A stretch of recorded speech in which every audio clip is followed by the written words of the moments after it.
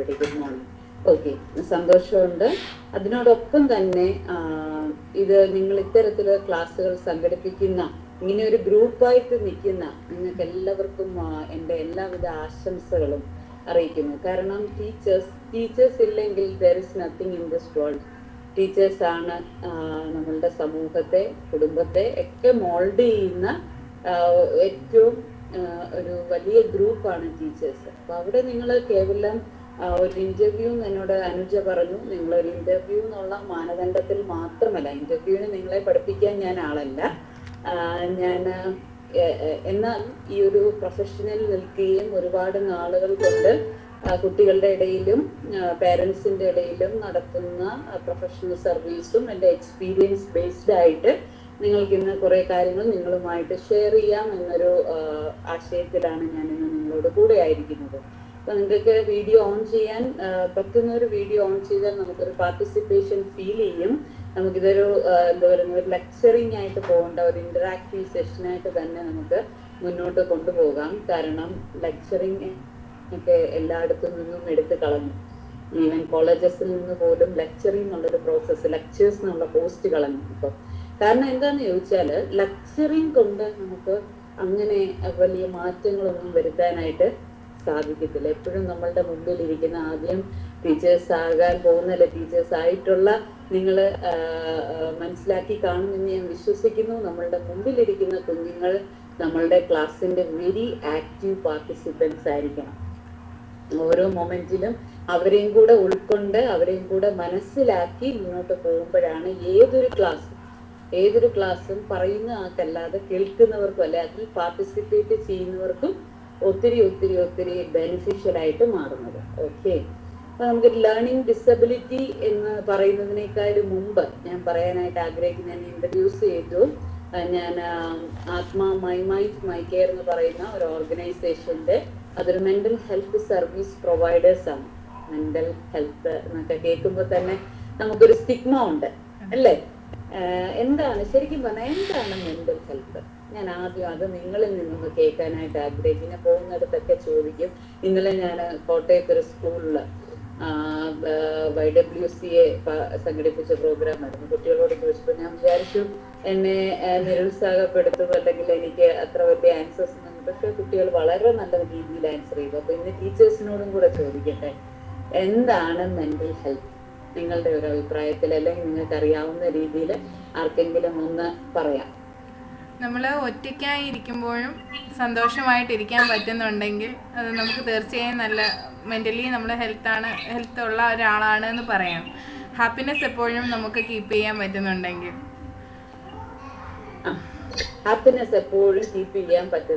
നമ്മൾ mentally healthy ആണെന്ന് പറയാം. ഓക്കെ, അത് വെരി ഗുഡ് ആൻസർ. പിന്നെ ഈ ഹാപ്പിനെസ് എന്താണെന്ന് പറയണം. അവിടെ പിന്നെ പോയിന്റ് ഇരിക്കുന്നത്. ആർക്കെങ്കിലും നമ്മുടെ വികാരങ്ങളെ നമുക്ക് നിയന്ത്രിക്കാൻ കഴിയുന്ന ഒരാളാണെങ്കിൽ ആള് മെന്റലി ഹെൽത്തി എന്ന് പറയാം എന്നാണ്. വൈഷ്ണവി, വിചാരങ്ങളെ നിയന്ത്രിക്കാൻ പറ്റുന്ന ആളാണെങ്കിൽ നമുക്ക് മെന്റലി ഹെൽത്തി ആണെന്ന് പറയാം. ഒരു ദിവസം ഒരു മനുഷ്യന് 65,000 തൊട്ട് 80,000 വരെ തോട്ട്സ് ഉണ്ട്. അപ്പം ഇതിനെ എല്ലാത്തിനെയും കൺട്രോൾ ചെയ്യണമെന്നാണോ അതോ തോട്ട്സേ വേണ്ടെന്നാണോ? വികാരങ്ങളെ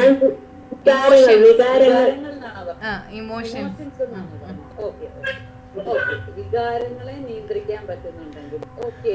നിയന്ത്രിച്ചുകൊണ്ട് മാത്രം കാര്യമില്ല, വികാരങ്ങളെ നിയന്ത്രിച്ചിട്ട് ആകെ പ്രശ്നത്തിൽ പറ്റുന്നവരെ പോകുന്നവരൊക്കെ എൻ്റെ അടുത്ത് കൂടുതൽ വരുന്നത്. കൃത്യമായ രീതിയിൽ എക്സ്പ്രസ് ചെയ്യാനും കൂടി കഴിയണം, അടിച്ചമർത്തുകയല്ല. കൃത്യമായ രീതിയിൽ. കാരണം നമ്മൾ നിയന്ത്രിച്ചാൽ എപ്പോഴാണെങ്കിലും ഇതൊരു വെളി വരും. ഇപ്പൊ നമുക്ക് ഭയങ്കര ആങ്കർ ഉണ്ട്, ഞാൻ അതിനെ അങ്ങ് നിയന്ത്രിച്ചുകൊണ്ട് ഇരിക്കുക. പക്ഷെ ഈ ആങ്കർ വേറൊരു രൂപത്തിൽ, ഡിപ്രഷന്റെ രൂപത്തിൽ, ഒരു സാഡ്നെസിന്റെ രൂപത്തിൽ ഇത് വെളി വരും. കാരണം ഒരു ഇമോഷൻസിനെ നമുക്ക് ഒരുപാട് നാള് അടക്കി നിർത്താൻ പറ്റില്ല. നിയന്ത്രണം എന്ന് പറയുന്ന വാക്കിന് കുറച്ചുകൂടെ അതിനകത്ത് പിന്നെന്താ പറയുന്നത്, ഒരു പ്രസക്തി ഉണ്ട്. അപ്പം മെന്റൽ ഹെൽത്ത് എന്ന് പറയുമ്പം ഞാനൊന്ന് ചോദിച്ചോട്ടെ, ഒരു it's not mere an absence of mental illness. ഒരു മെന്റൽ ഇൽനെസ് ഇല്ലാത്തൊരവസ്ഥ എന്ന് പറയുന്നതിനെ നമുക്ക് മെന്റൽ ഹെൽത്ത് എന്ന് പറയാൻ പറ്റുമോ? ഇല്ല. ഇല്ല, തീർച്ചയായും ഇല്ല. അല്ലേ? ഇല്ല. പക്ഷെ എന്താണ് മെന്റലി ഹെൽത്തി എന്ന് പറയുമ്പോൾ നമ്മൾ മനസ്സിലാക്കേണ്ട ഒരു കാര്യം, അവര് പിന്നെ എന്താ പറയുന്നത്, മെന്റൽ വെൽ ബീയിങ്ങിലായിരിക്കും. ഇവിടെ അനുജ പറഞ്ഞ പോലെ അല്ലെങ്കിൽ വൈഷ്ണവി പറഞ്ഞ പോലെ എല്ലാ സിറ്റുവേഷൻസിലും അവർക്ക് അതിനോട് കോപ്പപ്പ് ചെയ്യാൻ പറ്റും. ഇനി അതിനും അപ്പുറമായിട്ട് കോപ്പപ്പ് ചെയ്യാൻ പറ്റുന്നത് മാത്രമല്ല, സന്തോഷത്തോടു കൂടി, ആ സന്തോഷം എന്ന് പറയുന്നത് നമ്മൾ ചിലതൊക്കെ ഇങ്ങനെ അഡ്ജസ്റ്റ് ചെയ്ത് മുന്നോട്ട് പോകുന്ന, സഹിച്ച് മുന്നോട്ട് പോകുന്നത് അതല്ല. ഇനി എന്ത് സിറ്റുവേഷൻ ആയാലും അതിനെ മനോഹരമായിട്ട് പിന്നെ സന്തോഷമായിട്ട് അഭിമുഖീകരിച്ച് പോകാൻ പറ്റുന്ന അവസ്ഥ. അത് നമ്മൾ വിചാരിക്കുന്ന പോലെ എപ്പോഴും നമ്മൾ സുഖത്തിരിക്കുമ്പോൾ മാത്രമല്ല, ഏത് കണ്ടീഷൻ. ഇനി അടുത്ത നേരത്തെ പറഞ്ഞ പോലെ നമ്മുടെ ഇമോഷൻസിനെ നന്നായിട്ട് എക്സ്പ്രസ് ചെയ്യാനും നല്ല രീതിയിൽ പിന്നെ പ്രകടിപ്പിക്കാനും പറ്റും. എന്ന് പറഞ്ഞ് ഇപ്പം ദേഷ്യമില്ലാത്ത അല്ലെങ്കിൽ സങ്കടമില്ലാത്ത, പിന്നെ ആരോടും വൈരാഗ്യമില്ലാത്ത, അസൂയയില്ലാത്ത, ഇതൊക്കെ ഇല്ലാതാവുമോ? ഒരിക്കലും ഇല്ലാതാവത്തില്ല. ഇതൊക്കെ എല്ലാം മനുഷ്യന്റെ എന്താ പറയുന്നത്, ഈ ഒരു പിന്നെ ഇമോഷൻസിന്റെ പാർട്ടാണ്. മനുഷ്യനാണെങ്കിൽ സങ്കടമുണ്ട്, സന്തോഷമുണ്ട്, ദുഃഖമുണ്ട്, ദേഷ്യമുണ്ട്, അസൂയുണ്ട്, ഇതെല്ലാം മനുഷ്യനാണ്. പക്ഷെ ഇതിനെയൊക്കെ നമ്മൾ എങ്ങനെ എക്സ്പ്രസ് ചെയ്യുന്നു എന്നുള്ളതിനകത്താണ് കാര്യമിരിക്കുന്നത്.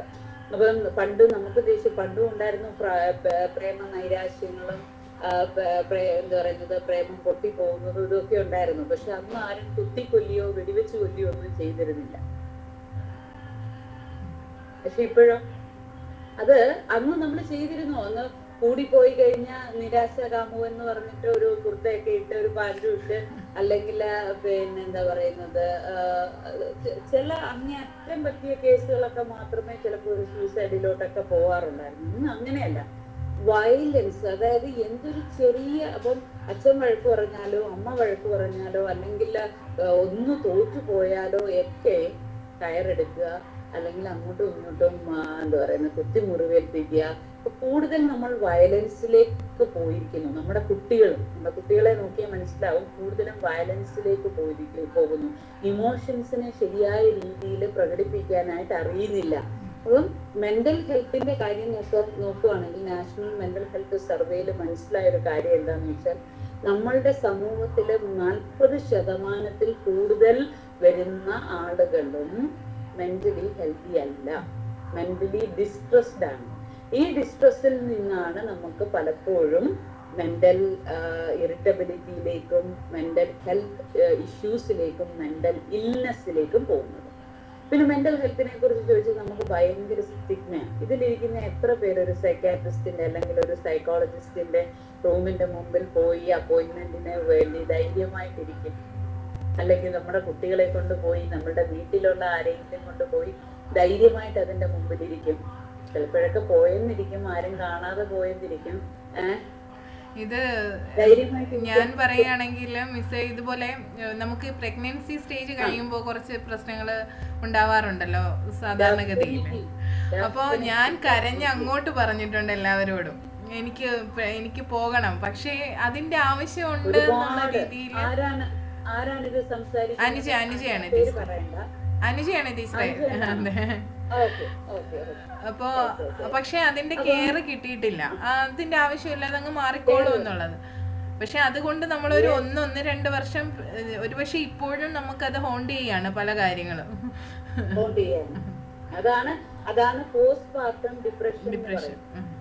ഇന്ന് ഏറ്റവും കൂടുതൽ വർദ്ധിച്ചുകൊണ്ട് വരുന്ന ഒരു പ്രശ്നവും കൂടാണ് ഈ പോസ്റ്റ് പാർട്ടം ഡിപ്രഷൻ.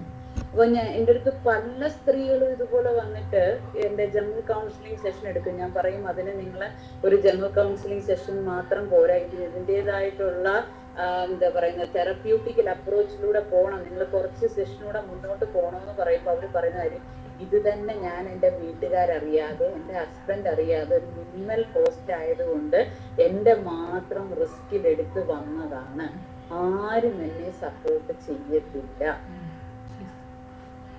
പക്ഷെ നിങ്ങൾ മനസ്സിലാക്കേണ്ട ഒരു കാര്യം, നിങ്ങളിത് നിങ്ങളുടെ കൂടെ ഉള്ളവരെ അവയർനെസ് കൊടുക്കണം. നിങ്ങൾ ടീച്ചേഴ്സ് ഇതിനു വേണ്ടി വർക്ക് ചെയ്യണം. കാരണം എന്താന്ന് വെച്ചാൽ ഈ പോസ്റ്റ്മോർട്ടം ഡിപ്രഷൻ ആയിക്കോട്ടെ, എന്ത് തരത്തിലുള്ള മെന്റൽ ഡിസ്ട്രെസ് ആയിക്കോട്ടെ, ഇൽനെസ് ആയിക്കോട്ടെ, അത് ഒരാളുടെ ജീവിതത്തെ അല്ല, അവരുടെ ഫാമിലിയെ, സൊസൈറ്റിയെ എല്ലാം വ്രണപ്പെടും. ഇത് നമ്മളൊരു അവസാനം ഒരു സൂയിസൈഡ് ആയിട്ടോ, ഒരു ഡിവോഴ്സ് ആയിട്ടോ, മർഡർ ആയിട്ടോ, അല്ലെങ്കിൽ ഒരു ഫാമിലിയൽ ഇഷ്യൂ ആയിട്ടോ, അല്ലെങ്കിൽ ഒരു കൊളീഗ്സിന്റെ ഇടയിലുള്ള ഇഷ്യൂ ആയിട്ടോ, ജോബ് ഡിസാറ്റിസ്ഫാക്ഷൻ ആയിട്ടോ ഒക്കെ അറിയുമ്പോഴേ നമ്മൾ ഏറ്റവും അതിന്റെ ക്രോണിക്, അതിന്റെ ആഫ്റ്റർ ഇഫക്ട്സിലേക്ക് വരുമ്പോൾ മാത്രമേ നമ്മളിത് മനസ്സിലാക്കൂ. ബാക്കി എല്ലാ സമയവും നമ്മൾ ഇതിനെ ഒളിച്ചു വെക്കാൻ അല്ലെങ്കിൽ മറച്ചു വെക്കാൻ താല്പര്യപ്പെടുന്നതാണ്. ഇനി ഇപ്പം നമ്മൾ ഈ പറഞ്ഞ അടുത്ത നമ്മുടെ സബ്ജക്റ്റിലേക്ക് വരാം. നമ്മൾ ഇൻട്രോ ആയി സബ്ജക്റ്റിലേക്ക് വരാം. അപ്പം ലേണിംഗ് ഡിസബിലിറ്റി, കുട്ടികളിലും ഒരുപാട് തരത്തിലുള്ള മാനസിക പ്രശ്നങ്ങളും പ്രയാസങ്ങളും ഉണ്ട്. അതിനകത്ത് പ്രധാനപ്പെട്ടതാണ് autism, ADHD, attention deficit hyper active disorder, അതുപോലെ തന്നെ learning disabilities, LSDs. Learning disability ഒരുപാട് കാറ്റഗറീസ് ഉണ്ട്. അപ്പം ഇത് നമ്മൾ 2 ടൈപ്പ് ഓഫ് പേരൻസിനെ കാണാറുള്ളത്. ഒരു ടൈപ്പ് എന്ന് പറയുന്നത് ഇതിനെക്കുറിച്ച് ഓവർ കോൺഷ്യസ് ആണ്. ചിലപ്പോൾ കുഞ്ഞിനൊരു സ്പീച്ച് പ്രോബ്ലം മാത്രമേ കാണൂ, പക്ഷെ ഓവർ കോൺഷ്യസ് അവര്, പക്ഷെ അഡ്മിറ്റ് ചെയ്യാൻ കുറച്ച് മടിയായിരിക്കും. രണ്ടാമത്തെ കാറ്റഗറി ആണെങ്കിൽ ഈവൻ നമ്മൾ പറഞ്ഞു കൊടുത്താൽ പോലും അവർ ഡിനയലായിരിക്കും. കാരണം എൻ്റെ കുഞ്ഞിന് ഇങ്ങനെ ഒരു പ്രശ്നമുണ്ട്, എൻ്റെ കുഞ്ഞിനൊരു പ്രയാസം, പ്രത്യേകിച്ച് പിന്നെ എന്തെങ്കിലും മൈൻഡുമായിട്ട് റിലേറ്റഡ് ആണെങ്കിൽ അഡ്മിറ്റ് ചെയ്തില്ല. ഇതിന്റെ എല്ലാം റീസൺ എന്താണെന്ന് ചോദിച്ചാൽ മെന്റൽ ഹെൽത്തിന്റെ കാര്യത്തിൽ നമ്മൾ ഇപ്പോഴും ഇല്ലിറ്ററേറ്റ് ആണ്. ഫിസിക്കൽ ഹെൽത്തിന്റെ കാര്യം നോക്കുമ്പോൾ കേരളത്തെ ഇന്ത്യയുടെ മറ്റൊരു സ്റ്റേറ്റിനോടും അല്ല കമ്പയർ ചെയ്യുന്നത്. കേരളത്തെ കമ്പയർ ചെയ്യുന്നത് ടെക്സസിനോടും അല്ലെങ്കിൽ US മറ്റ് സ്റ്റേറ്റുകളോടോ ഡെവലപ്ഡ് കൺട്രീസിനോടോ. പക്ഷെ മെന്റൽ ഹെൽത്തിന്റെ കാര്യത്തിൽ പറയുമ്പോൾ സൂയിസൈഡിൽ ഇന്നും ക്യാപിറ്റലായിട്ട് നിൽക്കുന്നത് കേരളമാണ്. ഇന്ത്യയുടെ മെന്റൽ ഹെൽത്ത് സ്റ്റാറ്റസ് എന്ന് പറഞ്ഞാൽ 165th ഇൻ ദ വേൾഡ്, 165 സ്ഥാനം. അപ്പൊ ഒന്ന് ആലോചിച്ച് നോക്ക്, നമ്മൾ ഡെവലപ്ഡ് അല്ല എന്ന് പറയുന്ന നമ്മുടെ നൈബർഹുഡ് കൺട്രീസ് ആയിട്ടുള്ള പാകിസ്ഥാനും നേപ്പാളും ഒക്കെ എത്രയോ മോൾഡാണെന്ന് അറിയാമോ? ഇതിന്റെ റീസൺ എന്താണെന്ന് വെച്ചാൽ ഇന്നും നമ്മൾ മെന്റൽ ഹെൽത്തിനെ കുറിച്ച് അവെയർ അല്ല. അത് മാത്രമല്ല, അതിനോടൊപ്പം തന്നെ സ്റ്റിഗ്മ. നമുക്ക് വല്ലാത്ത ഒരു എന്താ പറയുന്നത്, എനിക്കൊരു മൂഡ് സ്വിങ്സ് ഉണ്ടെന്ന് അറിഞ്ഞാൽ, അല്ലെങ്കിൽ എൻ്റെ ഒരു മൂഡ് മാറുന്നു എന്ന് അറിഞ്ഞാൽ ഒക്കെ ഇതേതാണ്ട് വലിയ, അതായത് നമുക്ക് മെന്റൽ ഹെൽത്തിലെ സ്കീസോഫ്രീനിയ, ചിത്തഭ്രമം എന്ന് പറയുന്നൊരു ഇത് മാത്രമേ നമുക്ക് അറിയാവൂ. നമ്മൾ കണ്ടിട്ട് ഓടി നടക്കുന്നു, മറ്റുള്ളവരെ ഉപദ്രവിക്കുന്നു, ഇത് മാത്രമേ നമ്മുടെ നാട്ടില് മെന്റൽ ഹെൽത്ത് ഇഷ്യൂ ആയിട്ട് കണ്ടിട്ടുള്ളൂ. പക്ഷേ നമുക്ക് ഒരു തീരുമാനം എടുക്കാൻ ബുദ്ധിമുട്ടുണ്ടാകുന്നത്, അല്ലെങ്കിൽ ഒരു മൂഡ് ചേഞ്ച് ഉണ്ടാകുന്നത്, ഈ പറഞ്ഞ പോലെ ചില പോസ്റ്റ്മോർട്ടം ഡിപ്രഷൻ പോലുള്ളത്, അല്ലെങ്കിൽ ചില സംഭവങ്ങൾക്ക് ശേഷം നമ്മുടെ മനസ്സിൽ വരുന്ന ചില പ്രയാസങ്ങൾ, ഇതൊക്കെ നമ്മുടെ മെന്റൽ ഹെൽത്തിനകത്ത് വരുന്നതാണ്. ഇതൊന്നും ആരോടും പറയാൻ നമ്മൾ ധൈര്യമില്ല. പറഞ്ഞാൽ പോലും ആളുകൾ അംഗീകരിക്കത്തില്ല. മറച്ചും ഒളിച്ച് ഇങ്ങനെ കൊണ്ടു നടന്ന് ഏറ്റവും പിന്നെ സഹിക്കാൻ വയ്യാതാവുമ്പോൾ ചെയ്യുന്നത് തലയിലൊരു തോർത്തൊക്കെ ഷോളൊക്കെ ഇട്ടുകൊണ്ട് സൈക്കാട്രിസ്റ്റിന്റെ എങ്ങനെയെങ്കിലും ഒരു 25 കിലോമീറ്റർ അപ്പുറമുള്ള ഒരു സൈക്കാട്രിസ്റ്റിനെ പോയി കണ്ട്, അല്ല 100 കിലോമീറ്റർ അപ്പുറമുള്ള ഒരു സൈക്കാട്രിസ്റ്റിനെ പോയി കണ്ടിട്ട് മരുന്ന് വാങ്ങിച്ച് കഴിക്കാനായിട്ട് തുടങ്ങും. പിന്നെ ആജീവനാന്ത കാലം ഈ മരുന്നിന് അടിമകളായിട്ട് ജീവിക്കേണ്ടി വരും. മരുന്ന് ഒരു മാർഗം മാത്രമാണ്. അത് ക്രോണിക് സ്റ്റേജിലാവുമ്പം അങ്ങനെയുള്ളവർക്ക് മാത്രം ഉപയോഗിക്കാനുള്ളതാണ്. ബാക്കി എല്ലാത്തിനും നമുക്ക് ബിഹേവിയറൽ മോഡിഫിക്കേഷനും കൗൺസിലിങ്ങും സൈക്കോതെറാപ്പിയും ഉണ്ടെങ്കിൽ നമുക്ക് നന്നായിട്ട് ഇതിനെ മാനേജ് ചെയ്ത് മുന്നോട്ട് പോകാനായിട്ട് പറ്റും.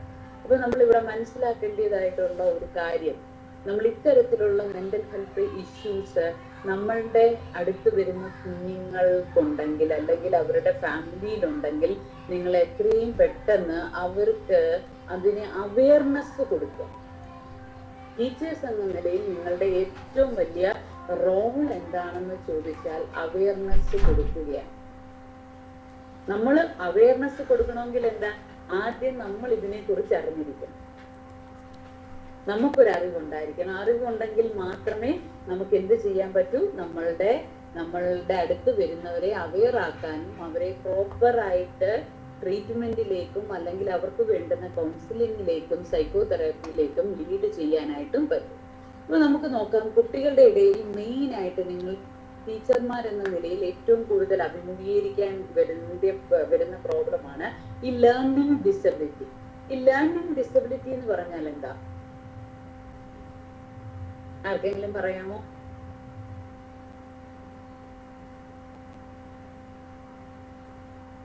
പഠന വൈകല്യങ്ങൾ, അതായത് പഠിക്കുന്ന കുട്ടികൾക്കുണ്ടാവുന്ന വൈകല്യങ്ങൾ, എഴുതുക, വായിക്കുക. ഇതൊരു മാനസിക പ്രശ്നമാണ്. മാനസിക പ്രശ്നമായിട്ട് കണക്കാക്കാം, മാനസികമായിട്ട് കണക്കാക്കാം. കാര്യം ഡിസ്ലെക്സിയ പോലെയുള്ള മാനസിക പ്രശ്നം അല്ല. ലേണിംഗ് ഡിസബിലിറ്റി ഒരിക്കലും ഒരു മാനസിക പ്രശ്നമല്ല, അത് ആദ്യം മനസ്സിലാക്കണം. It's A disability. Learning disability എന്ന് പറയുന്നത് ഒരു ന്യൂറോളജിക്കൽ കണ്ടീഷനാണ്.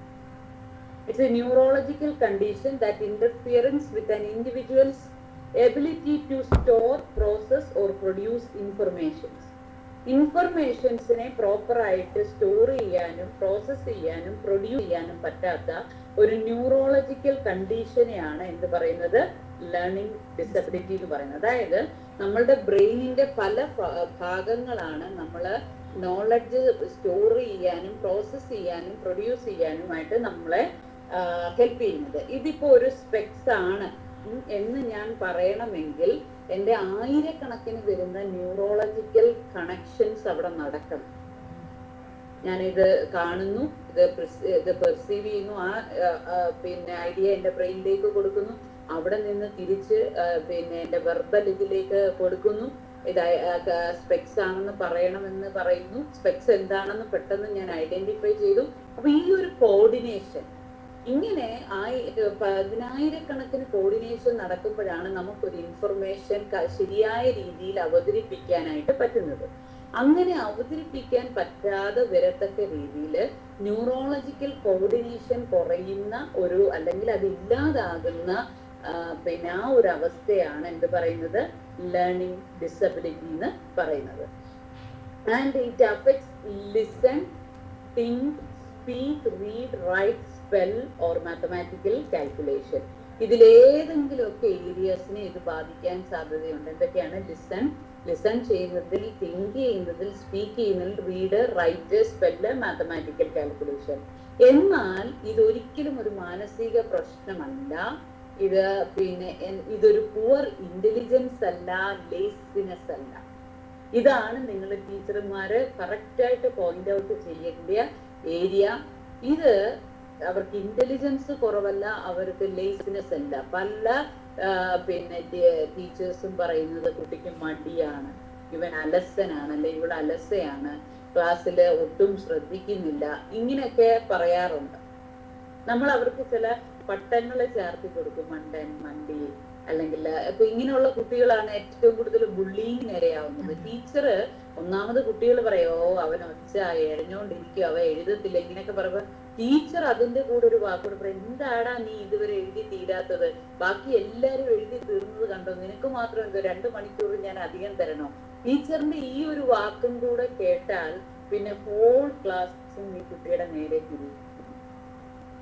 അതേസമയം ടീച്ചർ ഇത് ഈ കുഞ്ഞിനെ മനസ്സിലാക്കി, എന്താണ് അവന്റെ പ്രശ്നമെന്ന് മനസ്സിലാക്കി ബാക്കി കുട്ടികളോടും കൂടെ പറയുക, ഹീ സ്പെഷ്യൽ അല്ലെങ്കിൽ ഷീ സ്പെഷ്യൽ. നമ്മൾ അവനെ കുറച്ചും കൂടി കൺസിഡർ ചെയ്യണം, കുറച്ചുകൂടി സമയം അവന് കൊടുക്കണം, എന്നാൽ മാത്രമല്ല അവന് നിങ്ങളുടെ കൂടെ എത്താൻ പറ്റൂ. ഇങ്ങനെ ഒരു ടീച്ചർ പ്രോത്സാഹിപ്പിക്കുന്നതും തമ്മിൽ വളരെ ഡിഫറൻസ് ഉണ്ട്. അപ്പൊ അങ്ങനെ ടീച്ചറിനെ പ്രോത്സാഹിപ്പിക്കാൻ സാധിക്കണമെങ്കിൽ ഒന്ന്, ടീച്ചർ ഇതിനെ കുറിച്ച് അറിവുള്ള ആളായിരിക്കണം. 2, ടീച്ചറിന്റെ മെന്റൽ ഹെൽത്ത് വളരെ നല്ലതായിരിക്കണം. അപ്പം നമ്മൾ ഇതിനെ ഒരിക്കലും ഒരു എന്താ പറയുന്നത്, ഈ കുട്ടികൾക്ക് ഒരിക്കലും visual, hearing or motor disabilities കാണത്തില്ല. കാഴ്ചപരമായിട്ടോ കേൾവിപരമായിട്ടോ അല്ലെങ്കിൽ മോട്ടോർ പരമായിട്ടുള്ള മൂവ്മെന്റ്സ് റിലേറ്റഡ് ആയിട്ടുള്ള പ്രോബ്ലംസ് ഒന്നും കാണത്തില്ല. ഇമോഷണൽ ഡിസ്റ്റർബൻസസ് അവർക്കുണ്ടായിരിക്കത്തില്ല, അല്ലെങ്കിൽ പിന്നെ എന്താ പറയുന്നത് കൾച്ചറൽ ആയിട്ടുള്ള പ്രോബ്ലംസും ഉണ്ടാവത്തില്ല. ഇത്തരത്തിലുള്ള കുട്ടികളെ നിങ്ങൾ നോക്കിക്കഴിഞ്ഞാൽ മനസ്സിലാവും ബാക്കി എല്ലാ കാര്യങ്ങളിലും ഇവർ ഭയങ്കര ആക്റ്റീവ് ആയിരിക്കും. പാട്ട് പാടാനോ ഡ്രാമ ചെയ്യാനോ അല്ലെങ്കിൽ ആക്ടിവിറ്റീസ്, ഇനി വീട്ടിൽ ചോദിച്ചാലോ വീട്ടിലെ കാര്യങ്ങളൊക്കെ ചെയ്തു കൊടുക്കുമെന്ന് പറയും. പക്ഷെ പഠിത്തത്തിന്റെ കാര്യം വരുമ്പോ മാത്രം പുറകോട്ട്. അപ്പൊ നമ്മൾ അവിടെ അതിനെ നമ്മൾ ലേസിനെസ് ആക്കാതെ അല്ലെങ്കിൽ മണ്ടനോ മന്ദബുദ്ധിയോ ആക്കാതെ നമ്മൾ ഇവരുടെ പ്രോബ്ലത്തെ അസസ് ചെയ്യാനായിട്ടുള്ള ശ്രമം നടക്കണം. ഇതിനകത്ത് ഇനി ഏതൊക്കെ ടൈപ്പിലുണ്ടെന്ന് നമുക്ക് നോക്കാം. നിങ്ങൾ കേട്ടിട്ടുണ്ടാവും ഡിസ്ലെക്ഷ്യ. കോമൺ ആയിട്ട് തന്നെ ഇതിനെ പറയുന്നത് ഡിസ്ലെക്ഷ്യ എന്നാണ്. പക്ഷെ ഡിസ്ലെക്ഷ്യ എന്ന് പറയുമ്പോൾ അത് റീഡിങ്ങുമായിട്ട് ബന്ധപ്പെട്ടതാണ്. ഡിസ്ലെക്ഷ്യ അവർക്ക് വായനയ്ക്കായിരിക്കും പ്രശ്നം, dyslexia. Then next one dysgraphia. അവർക്ക് വായിക്കും പക്ഷെ എഴുതാനുള്ള ബുദ്ധിമുട്ടുകളായിരിക്കും കൂടുതലായിട്ടുള്ളത്. Then dyscalculia. ഡിസ്കാൽക്കുലിയ എന്ന് പറയുമ്പോൾ കണക്ക്, ഇത് പല ആളുകൾക്കും ഉണ്ട്. കണക്ക് കൂട്ടാന്, കുറയ്ക്കാന്, ഗുണിക്കാന്, ഹരിക്കാന്, ഇതൊന്നും എത്ര പഠിപ്പിച്ചാലും ഇവരുടെ തലയിലോട്ട് കയറത്തില്ല, ഡിസ്കാൽക്കുലിയ. എന്നാൽ ലാംഗ്വേജിൽ ചിലപ്പോൾ അവര് ബഹുമിടുക്കരായിരിക്കും. ബഹുമിടുക്കര് നല്ലതായിട്ട് കഥ പറയാനും പാട്ട് പാടാനും പ്രൊനൗൺസ് ചെയ്യാനും ഒക്കെ നല്ല മിടുക്കരായിരിക്കും, dyscalculia. Then next thing is expressive language. ചില കുട്ടികൾക്കുള്ള പ്രശ്നം, they are expressing the hard time to expressing thought verbally. അവർക്ക് നല്ല ചിന്തകളും ഐഡിയകളും ഒക്കെ ആയിരിക്കും, പക്ഷെ ഇവർക്ക് വെർബലി ഇതിനെ പറഞ്ഞ് പ്രകടിപ്പിക്കാനായിട്ട് സാധിക്കത്തില്ല. And poor reading comprehension, trouble labelling objects, talking and writing. പിന്നെ എന്താ പറയുന്നത്, സാധനങ്ങളെ പെട്ടെന്ന് ഐഡന്റിഫൈ ചെയ്യാനായിട്ട് പറ്റത്തില്ല, അല്ല പെട്ടെന്ന് കാര്യങ്ങൾ പറയാനായിട്ട് സാധിക്കത്തില്ല. Then next thing is റെസെപ്റ്റീവ് language. ചില കുട്ടികളിൽ കാണുന്ന ഇതാണ് റെസെപ്റ്റീവ് ലാംഗ്വേജ്. റെസെപ്റ്റീവ് ലാംഗ്വേജ് എന്താന്ന് ചോദിച്ചാൽ knowing meanings of words or concept but it's difficult to follow conversations. ഇവർക്ക് കാര്യങ്ങൾ അറിയാം, ഇപ്പൊ ഇത് കണ്ണാടിയാണെന്നും ഇത് കൈയാണെന്നും ഒക്കെ ഇവർക്കറിയാം, പക്ഷെ ഇവർക്ക് ഇതിനെ കൂട്ടിച്ചേർത്ത് വലിയ കോൺവെർസേഷൻസ് നടത്താനായിട്ട് പറ്റത്തില്ല, ഒരു ലോങ് കോൺവെർസേഷൻസ് നടത്താനായിട്ട് സാധിക്കത്തില്ല. Then visual processing disorder. ഇവർക്ക് കാഴ്ചയ്ക്ക് പ്രശ്നം ഉണ്ടായിട്ടല്ല, ഇവർക്ക് ചില കാര്യങ്ങളെ ഡിഫറൻഷിയേറ്റ് ചെയ്യാൻ പറ്റത്തില്ല. ചിലപ്പം ബിയും ഡിയും കൂടെ തിരിഞ്ഞു പോകും. ഇപ്പൊ വാസ് എഴുതേണ്ടതിന് വരെ സോന്ന് എഴുതും, 12ഉം 21ഉം കൂടെ തിരിയും. കാരണം ഇവർക്ക് അതിനെ ഡിഫറൻഷിയേറ്റ് ചെയ്യാനുള്ള കഴിവില്ല.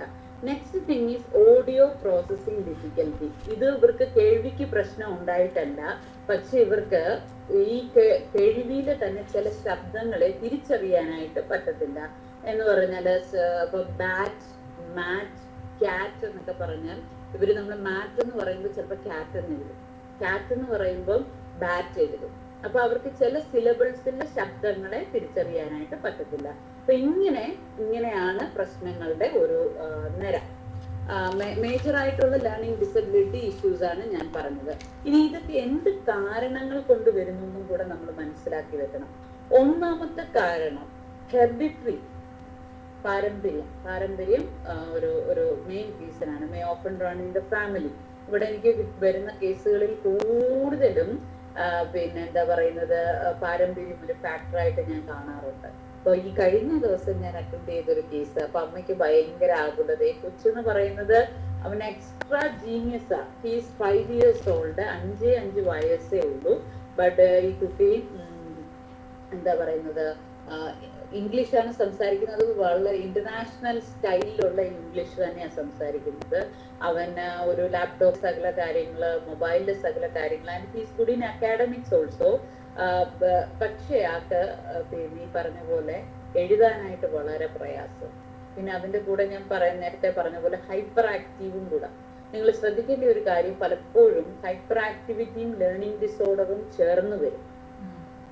പിരിപിരാന്നുള്ള സ്വഭാവമായിരിക്കും അതിൻ്റെ കൂടെ ലേണിങ്ങും. അപ്പോഴാണ് ഇവരെ അങ്ങ് നമ്മള് മഹാവികൃതികളായിട്ട് മുദ്ര കുത്തി പഠിക്കത്തുമില്ല, ഇതിനെപ്പോഴും കുസൃതി ചെയ്യാൻ മാത്രം സ്കൂളിലേക്ക് വരുന്നത്, ഇതിനെയൊക്കെ വീട്ടിൽ ഇരുത്തിക്കൂടെ എന്നൊക്കെയുള്ള രീതിയിൽ നമ്മൾ അവരെ മുദ്ര കുത്തി അങ്ങ് മാറ്റി വെക്കുന്നത്. അത് മറ്റൊന്നും കൊണ്ടല്ല, അവർക്ക് ADHD കാണും, അതിനോടൊപ്പം ലേണിംഗ് പ്രോബ്ലംസ് കാണും.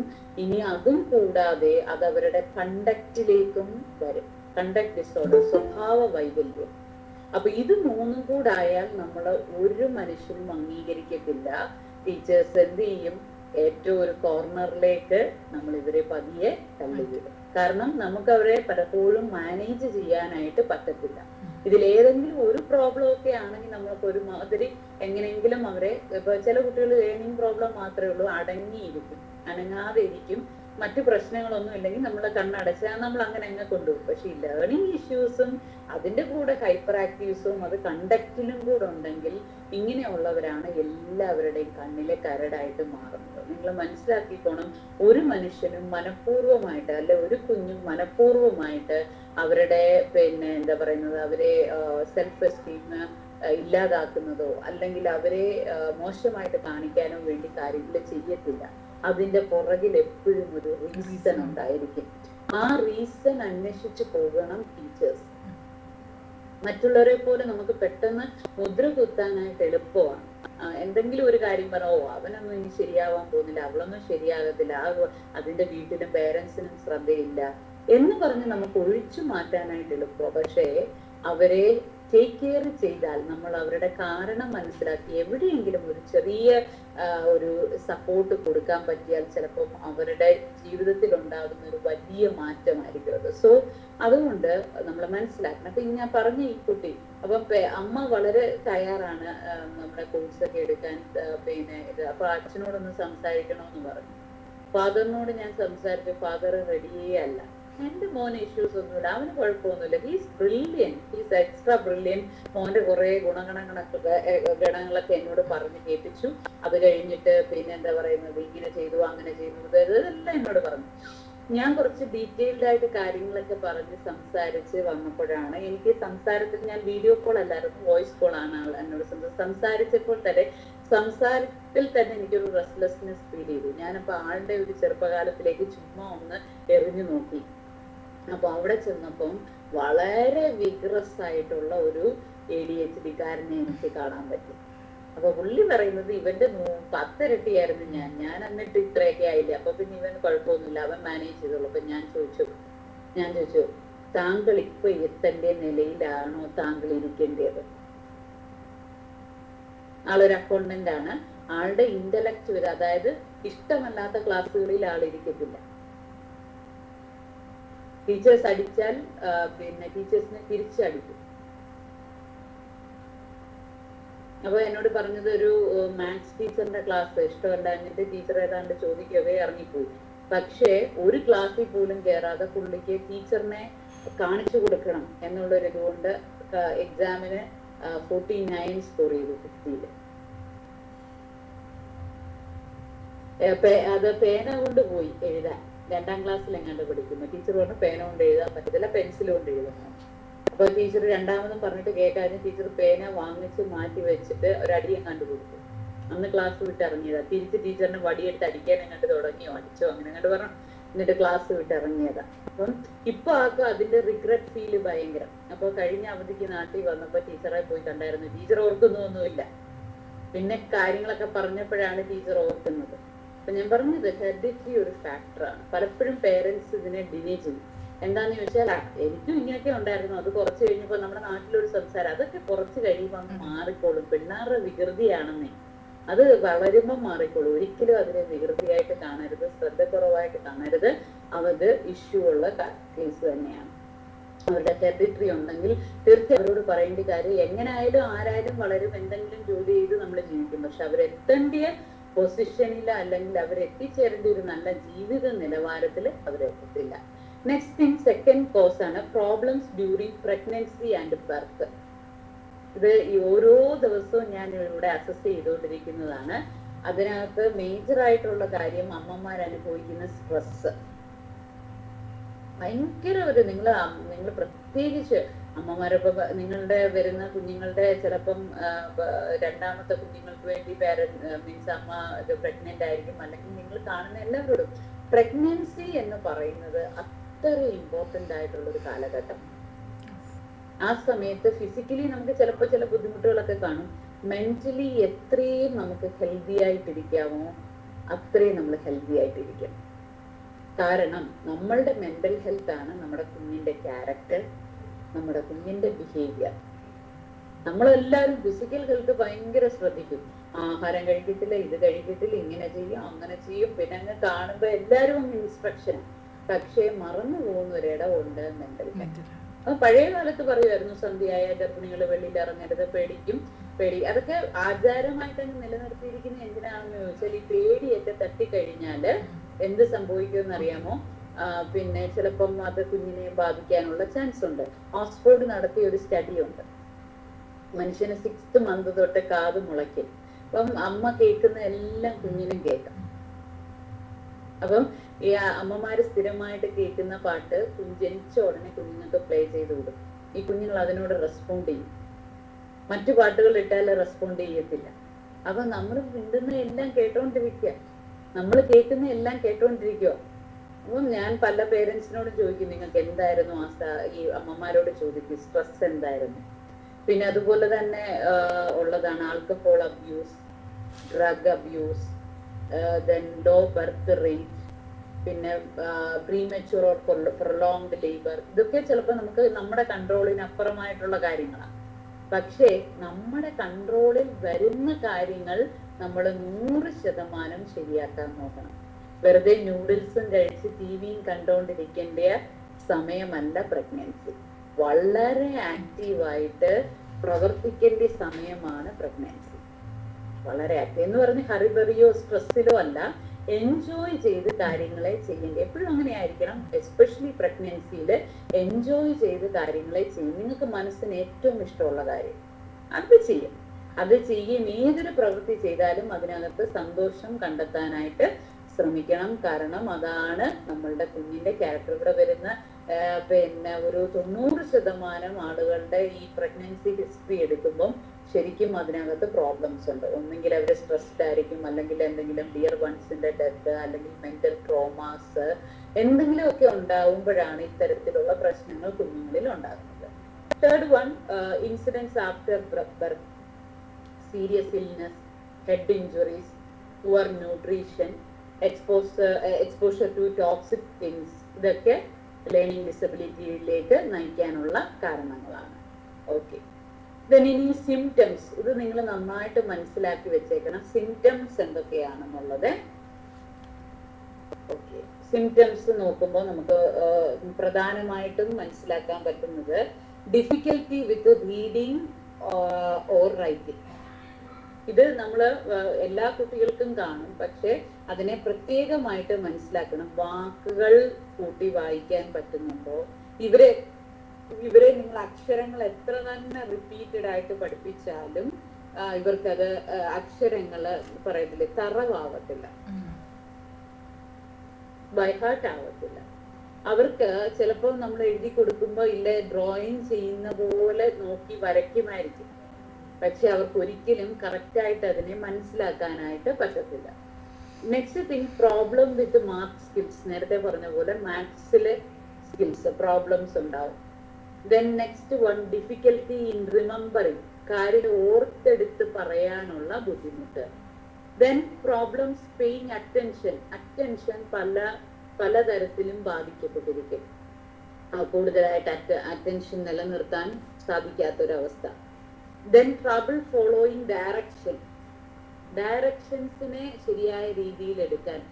ഇവരോട് നമ്മൾ ലെഫ്റ്റ് ടേൺ എന്ന് പറഞ്ഞാൽ ചിലപ്പോൾ അവർ റൈറ്റ് ടേൺ ആയിരിക്കും. ഹാൻഡ്സ് അപ്പ് എന്ന് പറഞ്ഞാൽ ഡൗൺ ആയിരിക്കും ചെയ്യുന്നത്. അപ്പം ഈ ഒരു പിന്നെ എന്താ പറയുന്നത്, ഡയറക്ഷൻസ് ഫോളോ ചെയ്യാനുള്ള പ്രശ്നം. പുവർ കോർഡിനേഷൻ എന്ന് പറഞ്ഞാൽ ഇപ്പം മോനെ ഇപ്പം അവിടെ പോയിട്ട് ആ ഡസ്റ്റർ എടുത്ത് ബോർഡ് തുടച്ച് ചോക്ക് എടുത്ത് ക്ലാസ്സിന്റെ ഇത് പിന്നെ എന്താ പറയുന്നത് പേര് LKG എഴുതിയിട്ട് വാന്ന് പറഞ്ഞാൽ അവൻ ആദ്യം പോയി ചിലപ്പോൾ ചോക്ക് എടുത്ത് LKG എഴുതാൻ നോക്കിയിട്ട് ചിലപ്പോൾ പിന്നെ ഡസ്റ്റർ എടുത്ത് എഴുതിയത് മായ്ക്കും. മനസ്സിലായി? കോർഡിനേഷൻ, കാര്യങ്ങളെ പറഞ്ഞു കൊടുക്കുന്ന ആ രീതിയിൽ മനസ്സിലാക്കി കോർഡിനേഷൻ ചെയ്യാനുള്ള പാട്. Then difficulty with concepts related to time. സമയവുമായിട്ട് ബന്ധപ്പെട്ടിട്ടുള്ള കാര്യങ്ങൾ മനസ്സിലാക്കാൻ. ഇന്നലെ ഞാൻ പറഞ്ഞു തന്നില്ലേ ഇന്നതുപോലെ ചെയ്യണമെന്ന് എന്ന് ചോദിച്ചാൽ പറയും, ഇന്നലെ ആയിരുന്നു ടീച്ചർ പറഞ്ഞു തന്നെ എന്ന് ചോദിക്കും. അല്ലെ കഴിഞ്ഞ ആഴ്ച നീ എവിടെ ആയിരുന്നു എന്ന് ചോദിക്കുമ്പോൾ പറയും, ഞാൻ ഇന്നലെ എങ്ങും പോയില്ലല്ലോ. മനസ്സിലായി? ടൈം കോർഡിനേഷൻ വളരെ കുറവായിരിക്കും. Then problems in staying organised ആയിട്ടിരിക്കാനുള്ള ബുദ്ധിമുട്ട്, കാര്യങ്ങൾ ചെയ്യാനുള്ള. അതായത് take your text books and note book എന്ന് പറയുമ്പോൾ ആദ്യം അവൻ പേന എടുക്കും. ചിലപ്പം പിന്നെ എന്താ പറയുന്നത് ടെക്സ്റ്റ് ബുക്ക് എടുത്തില്ലെന്നിരിക്കും, അല്ലെങ്കിൽ നോട്ട്ബുക്ക് മാത്രം ടെക്സ്റ്റ് ബുക്ക് എടുക്കാൻ പറയുമ്പോൾ നോട്ട്ബുക്ക് എടുത്ത് തുറന്നു വെച്ചുകൊണ്ടിരിക്കും. അപ്പൊ എന്താ പറയുന്നത്, ഓർഗനൈസ്ഡ് ആയിരിക്കില്ല. Next may also exhibit one or more of this, അതായത് ഇംപെച്വസ് ബിഹേവിയർ എന്ന് പറഞ്ഞാൽ നമ്മൾ പറയത്തില്ലേ പക്വമല്ലാത്ത ബിഹേവിയേഴ്സ് കുട്ടികൾ പലരും കാണിക്കും, പക്ഷെ ഇവരൊട്ടും പക്വതയില്ലായിരിക്കും. Then inappropriate response in school or social situations, സ്കൂളിലും സോഷ്യൽ സിറ്റുവേഷൻസിലും പാലിക്കേണ്ട നിയമങ്ങൾ പാലിക്കാൻ പലപ്പോഴും ഇവർക്ക് പറ്റത്തില്ല. ചിലപ്പോൾ വീട്ടിലിരിക്കുന്ന പോലെ കാല് കയറ്റി വെച്ചിരിക്കും, ചിലപ്പം അടുത്തിരിക്കുന്ന ഫ്രണ്ട്സിനെ ഹഗ് ചെയ്തുകൊണ്ടിരിക്കും, അല്ലെങ്കിൽ പിന്നെ എന്താ പറയുന്നത് ക്ലാസ്സിലൂടെ ഓടിച്ചാടി നടന്നിരിക്കും, ടോയ്സ് കൊണ്ടുവന്നിട്ട് മറ്റുള്ളവരുടെ കുട്ടികളുടെ മുകളിലൂടെ ഒക്കെ ഓടിച്ചുകൊണ്ടിരിക്കും. Inappropriate behaviour. Then difficulty in staying on task, ഒരു കാര്യത്തിൽ തന്നെ ഒരു ആക്ടിവിറ്റിയിൽ തന്നെ നിൽക്കാനായിട്ടുള്ളൊരു ബുദ്ധിമുട്ട്, മാറി പോകും. Then difficulty finding right way to say something, കാര്യങ്ങളെ ശരിയായിട്ട് അവതരിപ്പിക്കാൻ, അവർക്ക് പറഞ്ഞതിനെ ഫലിപ്പിക്കാനായിട്ട് ചില സമയത്ത് ഇല്ല, മിക്കവാറും പറ്റാറില്ല കാര്യങ്ങളെ പറയാം. അതുകൊണ്ട് തന്നെ ഇവര് തെറ്റ് ചെയ്തില്ലെങ്കിലും അടുത്തിരിക്കുന്ന ആളുകൾ കുറ്റം ഇവരുടെ തലയിലോട്ട് വിട്ടുകൊടുക്കാനുള്ള ചാൻസ് ഉണ്ട്. അതുകൊണ്ടാണ് ഈ കുട്ടികൾ പലരും ഡീമോട്ടിവേറ്റഡ് ആകുന്നത്.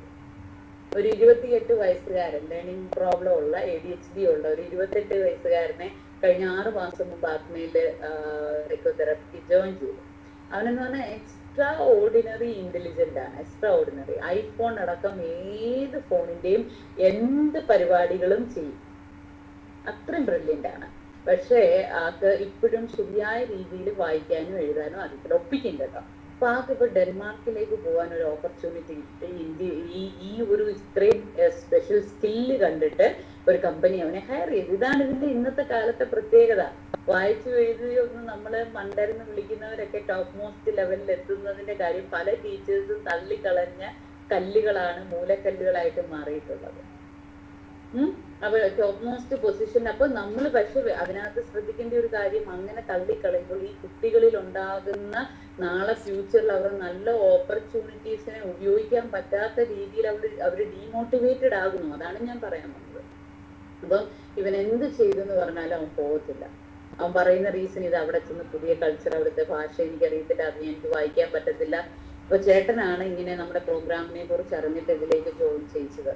അപ്പൊ അവൻ 1 മാസത്തെ കോഴ്സ് കഴിഞ്ഞിട്ട് ഞാൻ ഇങ്ങനെ ഒരു ഫീഡ്ബാക്ക് എടുത്തപ്പോൾ അവൻ പറയാം, എന്റെ മാം എന്റെ ചെറുപ്പത്തിലെങ്ങാണം ആരെങ്കിലും ഇങ്ങനെ എനിക്കൊരു ഗൈഡൻസ് തന്നായിരുന്നെങ്കിൽ, അല്ലെ എന്റെ അമ്മയ്ക്ക് ഇങ്ങനെ ഒരു ഗൈഡൻസ് കൊടുത്തായിരുന്നെങ്കിൽ ഞാൻ ഇത്രത്തോളം ഡീമോട്ടിവേറ്റഡ് ആകത്തില്ലായിരുന്നു ലൈഫിൽ.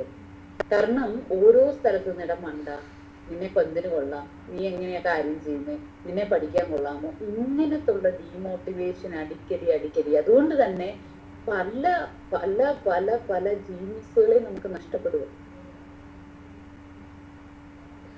ആൽബർട്ട് ഐൻസ്റ്റീൻ, അമ്മയുടെ സപ്പോർട്ട് ഇല്ലായിരുന്നെങ്കിൽ ഇന്ന് ലോകത്തിൽ ഇത്രയും വലിയ, ചിലപ്പോൾ നമ്മളൊന്നും ഓൺലൈനിൽ ഇങ്ങനെ സംസാരിച്ചിരിക്കില്ല.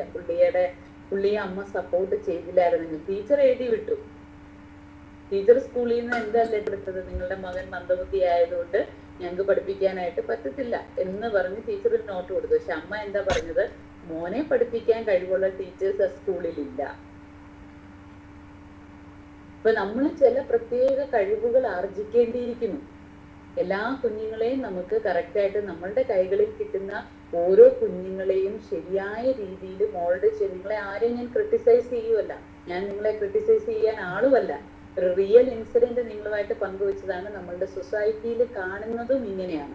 കാരണം എന്താണെന്ന് ചോദിച്ചാൽ നമ്മൾ ഇല്ലിറ്ററേറ്റ് ആണ്.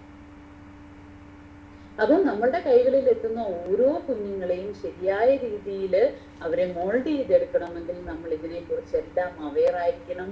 അതിനൊരു മെന്റാലിറ്റി നമ്മൾ ഉണ്ടാക്കിയെടുക്കേണ്ടത് ആവശ്യമായിട്ടുള്ളൊരു കാര്യമാണ്. So then difficulty in finding the right ways to say something, അവർക്ക് ശരിയായ രീതിയിൽ പറയാനായിട്ട് പറ്റത്തില്ല. then inconsistent school performance, സ്കൂളിലെ പെർഫോമൻസിൽ ഒരു കൺസിസ്റ്റൻസി ഉണ്ടാകത്തില്ല. ചിലപ്പോൾ ഇവര് കൂടുതൽ ദിവസങ്ങളിലും ആബ്സെന്റീസ് ആയിരിക്കും. കാരണം ഇവർക്ക് ക്ലാസ് റൂമിൽ നിന്ന് ബുള്ളിങ് ഉണ്ടാവും, ടീച്ചേഴ്സിൽ നിന്ന് ഡീമോട്ടിവേഷൻ ഉണ്ടാവും. അപ്പോൾ ഇവര് കൂടുതൽ ദിവസവും ആബ്സെന്റ് ആയിരിക്കാനും പിന്നെ പെർഫോമൻസ് നന്നായിട്ട് കാഴ്ചവെക്കാനും പറ്റത്തില്ല.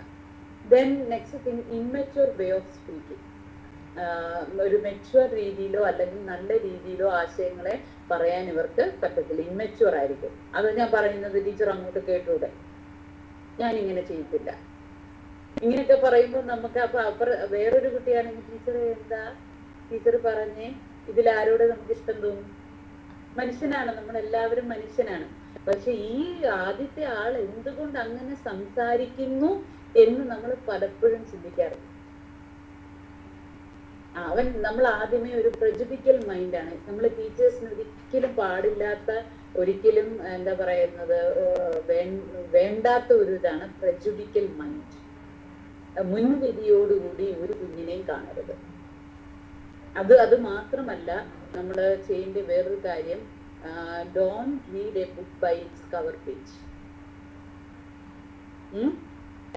കവറിങ് മാത്രം കണ്ടുകൊണ്ട് നമ്മൾ ഒരിക്കലും അതിനെ ജഡ്ജ് ചെയ്യാനായിട്ട് പാടില്ല. അപ്പൊ അതുകൊണ്ട് നമ്മൾ ഓരോരുത്തരെയും പ്രജുഡിക്കൽ അല്ലാതെ, പിന്നെ നമുക്കെല്ലാവർക്കും നമ്മുടേതായിട്ടുള്ള കൾച്ചറൽ ഇൻഫ്ലുവൻസ് ഉണ്ടാവും, നമ്മളുടേതായിട്ടുള്ള പ്രോഗ്രാമിംഗ് ഉണ്ടാവും. ചിലപ്പം നമ്മുടെ വീട്ടിലുള്ള ഏതെങ്കിലും കുട്ടികളുമായിട്ട് സിമിലാരിറ്റി ഉള്ള കുട്ടികളോട് നമുക്കൊരു സോഫ്റ്റ് കോർണർ തോന്നിയെന്നിരിക്കും, അല്ലെ പേര് റിലേറ്റഡ് ആയിട്ട് വന്ന്, അല്ലെങ്കിൽ അത് അത്തരത്തിലുള്ള എല്ലാം നമ്മൾ ടീച്ചേഴ്സ് മാറ്റി വെക്കണം.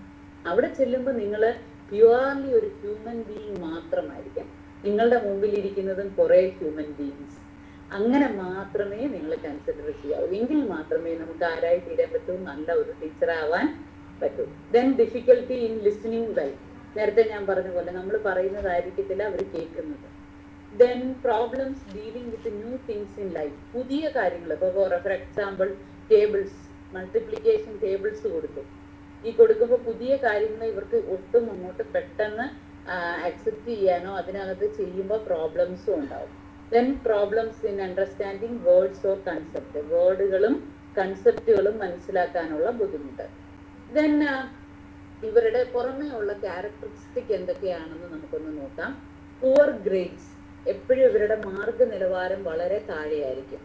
ദെൻ ഫിസിക്കൽ കംപ്ലൈൻറ്റ്സ്, പലപ്പോഴും ഇവര് പറയും ടീച്ചറെ എനിക്ക് തല വേദനിക്കുന്നു, പുറം വേദനിക്കുന്നു, എനിക്ക് മുറുക്കി പിടിച്ചിട്ട് പെൻസില് കൈ ഭയങ്കരമായിട്ട് വേദനിക്കുന്നു, ഇങ്ങനെ കംപ്ലൈൻറ്റ്സ് പറഞ്ഞുകൊണ്ടിരിക്കും. അതില് മിക്കവാറും ഉള്ളതൊക്കെ ചിലപ്പോൾ ശരിയായിരിക്കും, ചിലപ്പോൾ ഈ ഡീമോട്ടിവേഷനെയോ അല്ലെങ്കിൽ സിമ്പതി പിടിച്ചു പറ്റാനായിട്ടൊക്കെ ചിലപ്പം, കാരണം അങ്ങനെങ്കിലും എല്ലാവർക്കും ആഗ്രഹമാണല്ലോ, കുട്ടികൾക്ക് എല്ലാം ആഗ്രഹം ടീച്ചേഴ്സിന്റെ അറ്റൻഷൻ കിട്ടണമെന്നുള്ളത്. അപ്പൊ ആ ഒരു സിമ്പതി പിടിച്ചു പറ്റാനായിട്ടോ ചിലപ്പോൾ അങ്ങനെയും കാണിച്ചെന്നിരിക്കും. ദെൻ ഞാൻ നേരത്തെ പറഞ്ഞ പോലെ സ്കൂൾ ആബ്സെന്റ് ആയിരിക്കും ഇവര് കൂടുതലും, ആബ്സെൻസ് വരാനായിട്ടുള്ള ഇതുണ്ട്. Then getting removed from class or sometimes suspended from school. ഇങ്ങനെ പല കാര്യങ്ങളും കാണിച്ച് പറയുന്നത് ഇവര് ക്ലാസ്സിൽ നിന്ന് സസ്പെൻഷൻ വാങ്ങിക്കും, സ്കൂളിൽ നിന്ന് സസ്പെൻഷൻ വാങ്ങിച്ചെടുക്കും. Then complain about assignments or the school itself. ഇവർക്ക് കൊടുക്കുന്ന അസൈൻമെന്റ്സിനെയോ സ്കൂളിനെ പറ്റി ഇവരെപ്പോഴും കംപ്ലൈന്റും പറഞ്ഞു. ഞാൻ നേരത്തെ പറഞ്ഞ കാര്യമോ, ലേണിംഗ് ഡിസബിലിറ്റിയും ADHD ഉണ്ടെങ്കിൽ ഇത് ഇവരുടെ കണ്ടക്റ്റിനെ ബാധിക്കാനുള്ള ചാൻസ് ഉണ്ട്. കാരണം ഇവർക്ക് എപ്പോഴും നല്ലതാണോ കിട്ടുന്നത്, ഇവർക്ക് നെഗറ്റിവിറ്റിയാണ് കിട്ടിക്കൊണ്ടിരിക്കുന്നത്. ഇവരെ പോസിറ്റീവ് ആരും ഇവരെ റെക്കഗ്നൈസ് ചെയ്യത്തില്ല, അപ്രീഷിയേറ്റ് ചെയ്യത്തില്ല, മോട്ടിവേറ്റ് ചെയ്യത്തില്ല. അതുകൊണ്ട് അവരും എന്തോ ആയിട്ട് മാറും, വളരെ ക്യാരക്ടറില് മോശമായിട്ട് മാറിയിട്ട് ഇവരും തിരിച്ച് എസ്കേപ്പിസത്തിന്റെ ഭാഗമായിട്ടും ഇവർക്ക് കിട്ടുന്ന ഡീമോട്ടിവേഷന്റെ ഭാഗമായിട്ടും ഇവരും കംപ്ലൈന്റ് ചെയ്യാനായിട്ട് തുടങ്ങും. ടീച്ചറിനെ കംപ്ലൈന്റ് ചെയ്യും, അസൈൻമെന്റിനെ കംപ്ലൈന്റ് ചെയ്യും, സ്കൂളിനെ കംപ്ലൈന്റ് ചെയ്യും, കുറച്ച് കഴിയുമ്പോൾ പേരൻസിനെ വരെ കംപ്ലൈന്റ് ചെയ്യും. ദെൻ ഈസിലി ഫ്രസ്ട്രേറ്റഡ് വിത്ത് അസൈൻമെന്റ്സ്. നാളെ വരുമ്പോൾ നിങ്ങൾ 2 pages ഇത് എഴുതിക്കൊണ്ട് വരണമെന്ന് പറഞ്ഞാൽ ആദ്യം ഇവരുടെ മുഖത്തോട്ട് നോക്കിയാൽ മതി, ഇവർ പെട്ടെന്ന് ഫ്രസ്ട്രേറ്റഡ് ആവും. ടീച്ചറെ 2 പേജോ? കാരണം ഇവരെ സംബന്ധിച്ച് ചിലപ്പം ഡിസ്ഗ്രാഫിയ ഉള്ള കുട്ടികൾക്കാണെങ്കിൽ ഒരു വരി തികച്ചെഴുതാൻ പറ്റത്തില്ല. അപ്പൊ പിന്നെ 2 പേജ് എഴുതണമെങ്കിൽ അവർക്ക് ചിലപ്പം ഒരു 4 ദിവസമെങ്കിലും ലീവ് എടുത്തിരുന്ന് എഴുതേണ്ടി വരും. കാരണം എങ്കിലേ അവർക്ക് ആ 2 പേജ് തികയ്ക്കാനായിട്ട് പറ്റൂ. അതും അവർ എഴുതുന്നതെന്ന് പറഞ്ഞാൽ ജസ്റ്റ് നോക്കി ഡ്രോയിങ് പോലെ ചെയ്യുന്നത്. ഓക്കെ, അപ്പം നെക്സ്റ്റ് ഗെറ്റ്സ് അഗ്രവേറ്റഡ് ഈസിലി. പെട്ടെന്ന് ഇവര് പ്രതികരിക്കും, പൊട്ടിത്തെറിക്കും. അങ്ങനെ പിന്നെ ചെറിയൊരു കാര്യത്തിന് പോലും ചിലപ്പോൾ പൊട്ടിത്തെറിക്കുന്ന സ്വഭാവം ഉണ്ടായിരിക്കും. അതുപോലെ തന്നെ ഡിപ്രസ്ഡ് ആവും, ഗെറ്റ്സ് ഡിപ്രസ്ഡ്. പെട്ടെന്ന് ഇവര് മൂഡ് ഔട്ടിലേക്ക് അല്ലെങ്കിൽ ഒരു വിഷാദാവസ്ഥയിലേക്ക് പോകും. When someone calls them dumb, അപ്പൊ ഇങ്ങനെയുള്ളവരെ എപ്പോഴും നമ്മള് പിന്നെ പലരും വിളിക്കുമല്ലോ, പിന്നെ പൊട്ടനാണ് ഇങ്ങനെ ഇരിക്കാൻ എന്നൊക്കെ പറയാം. ഇതെല്ലാം പിന്നെ എപ്പോഴും ഇവരെ ഇങ്ങനെയായിരിക്കും മറ്റു കുട്ടികൾ സംബോധന ചെയ്യുന്നത്. ഓക്കെ, ഇനി നമുക്ക് ഇതെങ്ങനെ ഡയഗ്നോസ് ചെയ്യാം മനസ്സിലാക്കിയിരിക്കണേ. നമുക്ക് പിന്നെ ഡയഗ്നോസിങ് എങ്ങനെ നടത്താം എന്നുള്ളതൊന്ന് നോക്കാം. ഒന്നാമത് നമ്മൾ ചെയ്യേണ്ടത് മോണിറ്റർ സ്റ്റുഡൻസ് പ്രോഗ്രസ്സിലൂടെ നമുക്ക്, കാരണം ഓരോ ഏജിനും അപ്രോപ്രിയേറ്റ് ആയിട്ടുള്ള റീഡിംഗ് ഉണ്ടോ, റൈറ്റിംഗ് ഉണ്ടോ, ലിസണിങ് ഉണ്ടോ, ഇത് നമുക്ക് നോക്കാം. Then if a child identified as having problems, provide them with different methods. അപ്പൊ നമുക്ക് ചെയ്യാവുന്ന, ഇപ്പൊ ടീച്ചേഴ്സ് ആയിട്ടുള്ള നമ്മൾ എന്താ ചെയ്യുന്നത്, ഒരു പാഠം അങ്ങോട്ട് എടുത്തിട്ട് ഒന്നെങ്കിൽ വായിപ്പിക്കും, നിങ്ങൾ വായിക്കും, അവരെ കൊണ്ട് റിപ്പീറ്റഡ് ആയിട്ട് പറയിക്കും, അതല്ലെങ്കിൽ എന്താ പറയുന്നത് ഒരു കഥ പറഞ്ഞു കൊടുക്കും, ഒരു പാട്ട് പാടും. ഇതിൽ കൂടുതലായിട്ട് വല്ല എയ്ഡ്സും നമ്മൾ യൂസ് ചെയ്യാറുണ്ടോ? ഇപ്പൊ നമുക്ക് ഒത്തിരി വഴികളൊക്കെ ഉണ്ട്, സ്മാർട്ട് ക്ലാസ് റൂംസ് ആക്കിയിട്ടുണ്ട്. അപ്പൊ നമ്മള് ഇത്തരത്തിലുള്ള കുട്ടികളെ നമുക്ക് കുറച്ചും കൂടെ പ്രോബ്ലം ഐഡന്റിഫൈ ചെയ്താൽ ഡിഫറെന്റ് ടീച്ചിങ് മെത്തഡോളജി നമ്മൾ കൊണ്ടുവരണം, ഡിഫറെന്റ് ടീച്ചിങ് എയ്ഡ്സ് കൊണ്ടുവരണം. ഫോർ എക്സാമ്പിൾ ഞാനിപ്പോ പറയാം, ഇപ്പൊ 1 to 10 വരെ നിങ്ങൾ പഠിപ്പിക്കാനാണെന്നിരിക്കട്ടെ, നമ്മൾ യൂഷ്വലി എന്ത് മെത്തഡോളജിയാ ഫോളോ ചെയ്യുന്നത്? ബിന്ദു ശ്രദ്ധിച്ചിരിക്കുന്നുണ്ടായിരുന്നു. ബിന്ദു, നമ്മൾ എന്ത് മെത്തഡോളജിയാ ഫോളോ ചെയ്യുന്നേ? ബിന്ദു കേട്ടായിരുന്നോ? ഒരാളെ കുട്ടികളെ നമ്മൾ 1 to 10 വരെ പഠിപ്പിക്കാൻ നമ്മൾ എന്ത് മെത്തഡോളജിയാ യൂസ് ചെയ്യുന്നേ? വസ്തുക്കൾ എടുത്ത് കാണിച്ച് അതിനെ കൗണ്ട് ചെയ്ത്. ബിന്ദു പറയുന്നുണ്ട്, പറഞ്ഞേ ബിന്ദു. വസ്തുക്കൾ ഉപയോഗിച്ച്, അവർ സ്ഥിരം കാണുന്ന വസ്തുക്കൾ ഉപയോഗിച്ചിട്ട് അതിനെ കൗണ്ട് ചെയ്യാനായിട്ട് പറയാം, എത്രയുണ്ട് എന്നുള്ള രീതിയിൽ കൗണ്ട് ചെയ്ത് ചെയ്യാം. അല്ലെങ്കിൽ കല്ലുകളൊക്കെ ഉപയോഗിച്ചിട്ട് കൗണ്ട് ചെയ്യാം. നല്ല മെത്തഡോളജി. നേരത്തെ ഞാൻ പറഞ്ഞതിൽ നിന്ന് കുറച്ചും കൂടെ വ്യത്യസ്തമായിട്ടുള്ള. അപ്പൊ ഇത്തരത്തിലുള്ള കുട്ടികളെ നമുക്ക് കൂടുതൽ, അല്ലാതെ നമ്മള് ക്ലാസ്സിൽ ഒരു 100 വട്ടം 1 മുതൽ 10 വരെ വായിച്ചെന്ന് പറഞ്ഞിട്ടോ അല്ലെങ്കിൽ അത് പിന്നെയും റിപ്പീറ്റഡ് ആയിട്ട് പറഞ്ഞെന്നോ ഈ കുട്ടികൾ ഒരിക്കലും പഠിക്കില്ല. അതിന് നമ്മൾ ഡിഫറെന്റ് എയ്ഡുകൾ യൂസ് ചെയ്യണം. ഏറ്റവും നല്ലൊരു മെത്തഡോളജി ഇവർക്ക് ഹൈപ്പർ ആക്റ്റീവ് ആയിട്ടുള്ള കുട്ടികളെ പഠിപ്പിക്കുന്ന ഒരു മെത്തഡോളജി, ഒരു 10 സ്റ്റെപ്പുകൾ എടുത്ത് കഴിഞ്ഞിട്ട് 1 2 3 4 ഇങ്ങനെ 10 വരെ അതിനകത്ത് എഴുതിയിട്ട് നമുക്ക് ഇവരെ 1ൽ നിന്ന് 2ലേക്ക് ചാടിക്കുക, 2ൽ നിന്ന് 3ലേക്ക് ചാടിക്കുക, 4 പെട്ടെന്ന് പഠിക്കും. അതൊരിക്കലും അവരുടെ മനസ്സിൽ നിന്ന് മായിട്ടില്ല. അപ്പൊ ഇതുപോലത്തുള്ള ഡിഫറെന്റ് മെത്തേഡ്സ് കോൺസെപ്റ്റുകളും യൂസ് ചെയ്യാം. Then increase educational assistance if the child is in showing progress. ഇനി പ്രോഗ്രസ് കാണിക്കാത്ത കുട്ടികൾക്ക് നമ്മൾ അസിസ്റ്റൻസ് കൂടുതൽ കൊടുക്കുക. നമ്മൾ പലപ്പോഴും കൊടുക്കുമല്ലോ, റെമഡിയൽ കോച്ചിങ് അതുപോലത്തെയൊക്കെ ഉള്ള. നെക്സ്റ്റ് തിങ്, ഇൻഡിവിജ്വലി എങ്ങനെ നമുക്ക് ഇവരെ ഇവാലുവേറ്റ് ചെയ്യാം? Individual evaluation. ഒന്ന്, identify whether a child has learning disability. ഞാൻ പറഞ്ഞ പോലെ തന്നെ നമ്മൾ എത്ര പറഞ്ഞു കൊടുത്തിട്ടും എത്ര വായിപ്പിച്ചിട്ടും ഇവർക്ക് ലെറ്റേഴ്സ് ബൈഹാർട്ട് ആവുന്നില്ല, അല്ലെങ്കിൽ റീഡ് ചെയ്യാൻ പറ്റുന്നില്ല.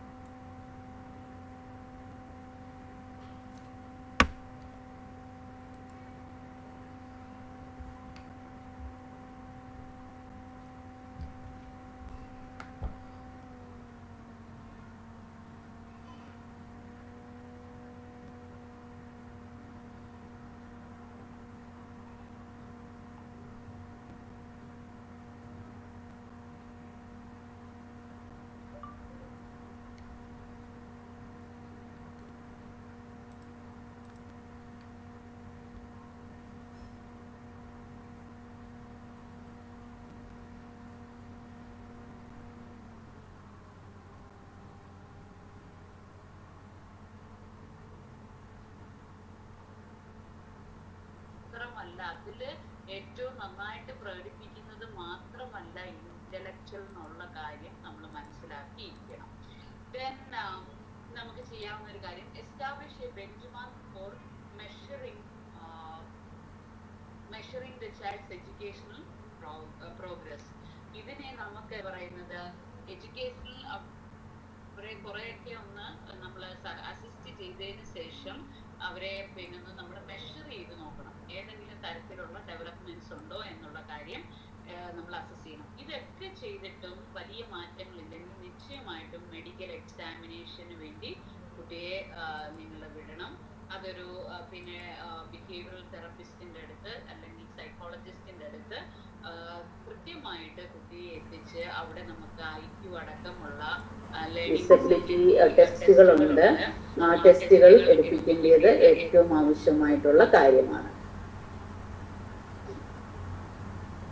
ഓക്കെ, അപ്പൊ നമുക്കിനി ഇതിന് എന്തൊക്കെ സ്ട്രാറ്റജീസ് എടുക്കാം, നമുക്ക് എങ്ങനെ ഇതിനെ ഓവർകം ചെയ്യാനായിട്ട് നമുക്ക് ആസ് എ ടീച്ചേഴ്സ് എന്തൊക്കെ സ്ട്രാറ്റജീസ് എടുക്കാമെന്ന് ചോദിച്ചാൽ, ഒന്ന് നമ്മൾക്ക് ഡയറക്റ്റ് ഇൻസ്ട്രക്ഷൻസ് കൊടുക്കാം. അത് ഞാൻ പറഞ്ഞ പോലെ പേരൻസിനും കൊടുക്കണം, കുട്ടികൾക്ക് മനസ്സിലാകുന്ന രീതിയിൽ കുട്ടികൾക്കും കൊടുക്കണം. 1-to-1 instruction and help. നേരത്തെ പറഞ്ഞ പോലെ ഓരോ കുട്ടികൾക്കും ചിലർക്ക് ഡിസ്കാൽക്കുലി ആയിരിക്കും, ഒരാൾക്ക് ചിലപ്പോൾ ഡിസ്ഗ്രാഫി ആയിരിക്കും, ഒരാൾക്ക് ഡിസ്ലെക്ഷ്യ ആയിരിക്കും. അവരെ നമ്മൾ പിന്നെ ആ രീതിയിൽ തിരിക്കാം. അതുപോലെ ഈ കുട്ടികൾക്ക് ഏറ്റവും നന്നായിട്ട് നമുക്ക് ചെയ്യാൻ പറ്റുന്ന ഒരു കാര്യം, break learning into small step. ചെറിയ ചെറിയ സ്റ്റെപ്പുകളായിട്ട് ഇതിനെ ഡിവൈഡ് ചെയ്ത് കൊടുക്കുക, ചങ്ക് പോർഷൻസ് എന്ന് പറയും. Then supply regular quality feedback. ഈ കുഞ്ഞുങ്ങളെ നമ്മൾ ഒരു ഫീഡ്ബാക്ക് കൊടുക്കുക. മോൻ ഇന്ന് വന്നെഴുതാൻ പഠിച്ചല്ലോ, ഇത് എത്ര നന്നായിട്ടുണ്ട് എന്നൊക്കെയുള്ള രീതിയിൽ അവരെ മോട്ടിവേറ്റ് ചെയ്യുകയും ഒരു ഫീഡ്ബാക്ക് കൊടുക്കുകയും ചെയ്യണം. Then use diagrams, graphics, pictures to help to understand the content and topic. നമ്മൾ ഏറ്റവും കൂടുതൽ എയ്ഡുകൾ, അത് എക്സ്പെഷ്യലി വിഷ്വൽ എയ്ഡുകൾ, നമ്മുടെ കുഞ്ഞുങ്ങള് ഇമാജിനേഷൻ ഇന്ന് സാധാരണ കുട്ടികൾക്ക് പോലും ഇമാജിനേഷൻ വളരെ കുറവാണ്. അതുകൊണ്ട് നമ്മൾ എയ്ഡുകൾ യൂസ് ചെയ്യുക. ദെൻ മോഡൽ ഇൻസ്ട്രക്ഷണൽ പ്രാക്ടീസസ്, നമുക്ക് മോഡൽ ഇൻസ്ട്രക്ഷൻസ് ഒക്കെ കൊടുക്കാവുന്നതാണ്. ദെൻ സ്ട്രാറ്റജീസ്, എങ്ങനെയാണ് നമുക്ക് പിന്നെ എന്താ പറയുന്നത്, ഒരു കൺസെപ്റ്റിനെ തന്നെ പല സ്ട്രാറ്റജീസ് ആയിട്ട് ഡിവൈഡ് ചെയ്തിട്ട് കുഞ്ഞുങ്ങൾക്ക് കൊടുക്കുക. Next thing, then engage students in process type questions. അവരോട് അവർക്ക് തന്നെ ഇന്നർ സെൽഫിലേക്ക് നോക്കത്തക്ക രീതിയിലുള്ള ക്വസ്റ്റ്യൻസ് അവരിലേക്ക് കൊടുക്കുക. ഇങ്ങനെ നമുക്ക് പല രീതിയിൽ ഇവരെ ഹെൽപ്പ് ചെയ്യാനായിട്ട് സാധിക്കും.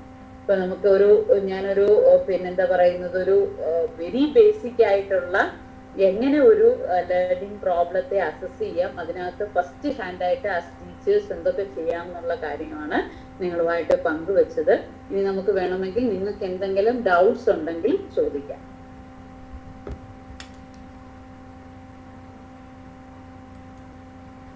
ഇതിൽ ലേണിംഗ് ഡിസബിലിറ്റീസ് ഉള്ള കുട്ടികളുടെ രക്ഷിതാക്കളുണ്ടെന്നാണ് ഞാൻ മനസ്സിലാക്കുന്നത്. നിങ്ങൾക്ക് ചോദ്യങ്ങൾ ചോദിക്കാം, ഇങ്ങനെ ഒരു അവസരം പിന്നീട് കിട്ടണമെന്നില്ല. അതിന് ഒപ്പം മാമിൻ്റെ സേവനം കൂടി കിട്ടുന്ന തരത്തിൽ നോക്കുക. പറഞ്ഞോ ദിവ്യ. എനിക്കൊരു കാര്യം ദിവ്യ ടീച്ചർ സംസാരിക്കൂ. എന്റെ മോൻ UKG പഠിക്കാണ്. അപ്പൊ അവൻ ഇപ്പൊ ശകല വ്യത്യാസമുണ്ട്. എന്നാലും അവൻ അക്ഷരങ്ങളൊക്കെ പഠിച്ചിട്ടുണ്ട്. പക്ഷെ ABCD എഴുതുമ്പോ എപ്പോഴും അവൻ തിരിച്ചക്ഷരങ്ങൾ എഴുതുന്നതായിട്ട് കുറച്ച് ആദ്യം മുതലേ ഞാൻ ശ്രദ്ധിച്ചായിരുന്നു. പിന്നീട് എനിക്ക് തോന്നിച്ച് പ്രോബ്ലം എപ്പോഴും C ഇടുമ്പോ ഇങ്ങനെ ഇടാനുള്ള C അവൻ തിരിച്ചിടും. പിന്നെ B എഴുതുമ്പോ ക്യാപിറ്റൽ B ആണെങ്കിൽ വര ഇട്ടിട്ട് അങ്ങോട്ട് എഴുതുന്നതിന് വരെ ഇങ്ങോട്ട് എഴുതും.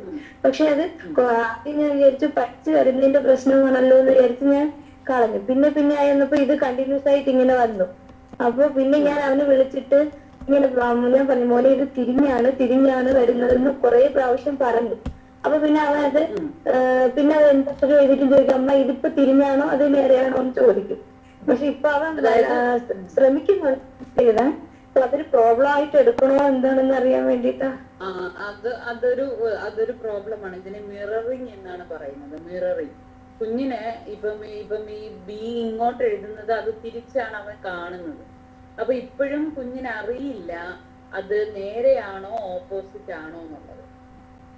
അപ്പൊ ഇനിയിപ്പം വരാൻ പോകുന്നത് ഇതിൽ നിന്ന് ഡൗട്ട്ഫുൾനെസ് വരും. ദിവ്യ എന്തെഴുതിയാലും ആരെങ്കിലും കാണിച്ച് ഉറപ്പ് വരുത്തണമെന്നുള്ള ഡൗട്ട്ഫുൾനെസ് ഉണ്ടാവും. അപ്പൊ അതുകൊണ്ട് അതിനൊരു ചെറിയ ഒരു 3-4 സെഷൻ വരുന്ന ഒരു ട്രെയിനിങ് കൊടുത്താൽ മതി. ആൾക്ക് നല്ല മാറ്റം ഉണ്ടാവും. ആ മിററിങ് അല്ലാതെ വേറെ എന്തെങ്കിലും പ്രശ്നമുണ്ടോ? റീഡിങ്ങിലോ റൈറ്റിങ്ങിലോ വേറെ എന്തെങ്കിലും പ്രശ്നമുണ്ടോ?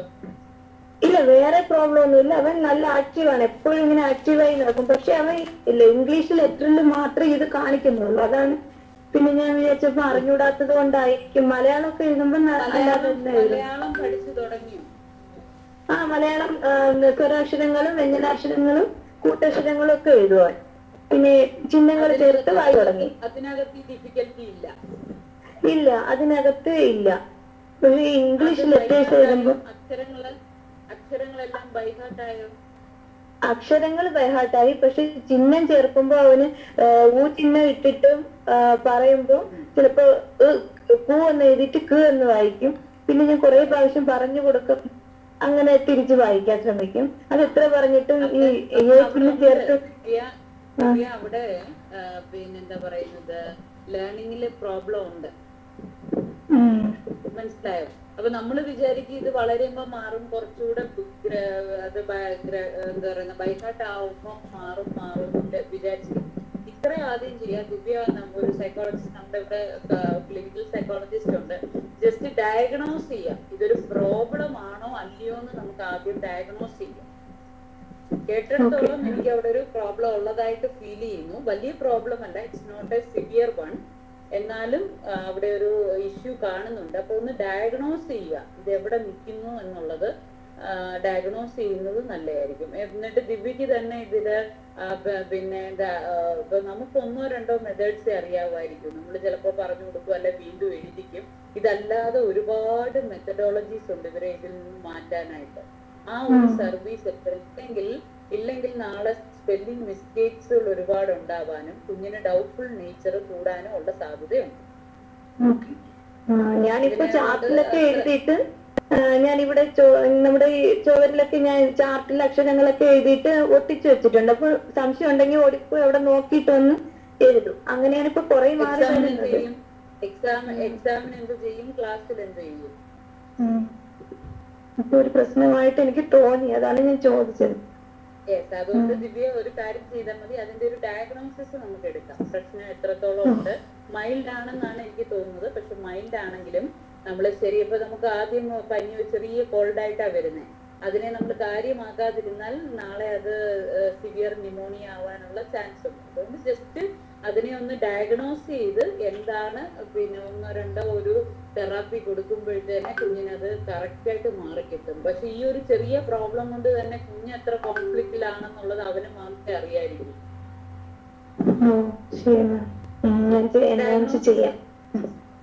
ഡയഗ്നോസിസ് നടത്തിയാൽ മതി കേട്ടോ.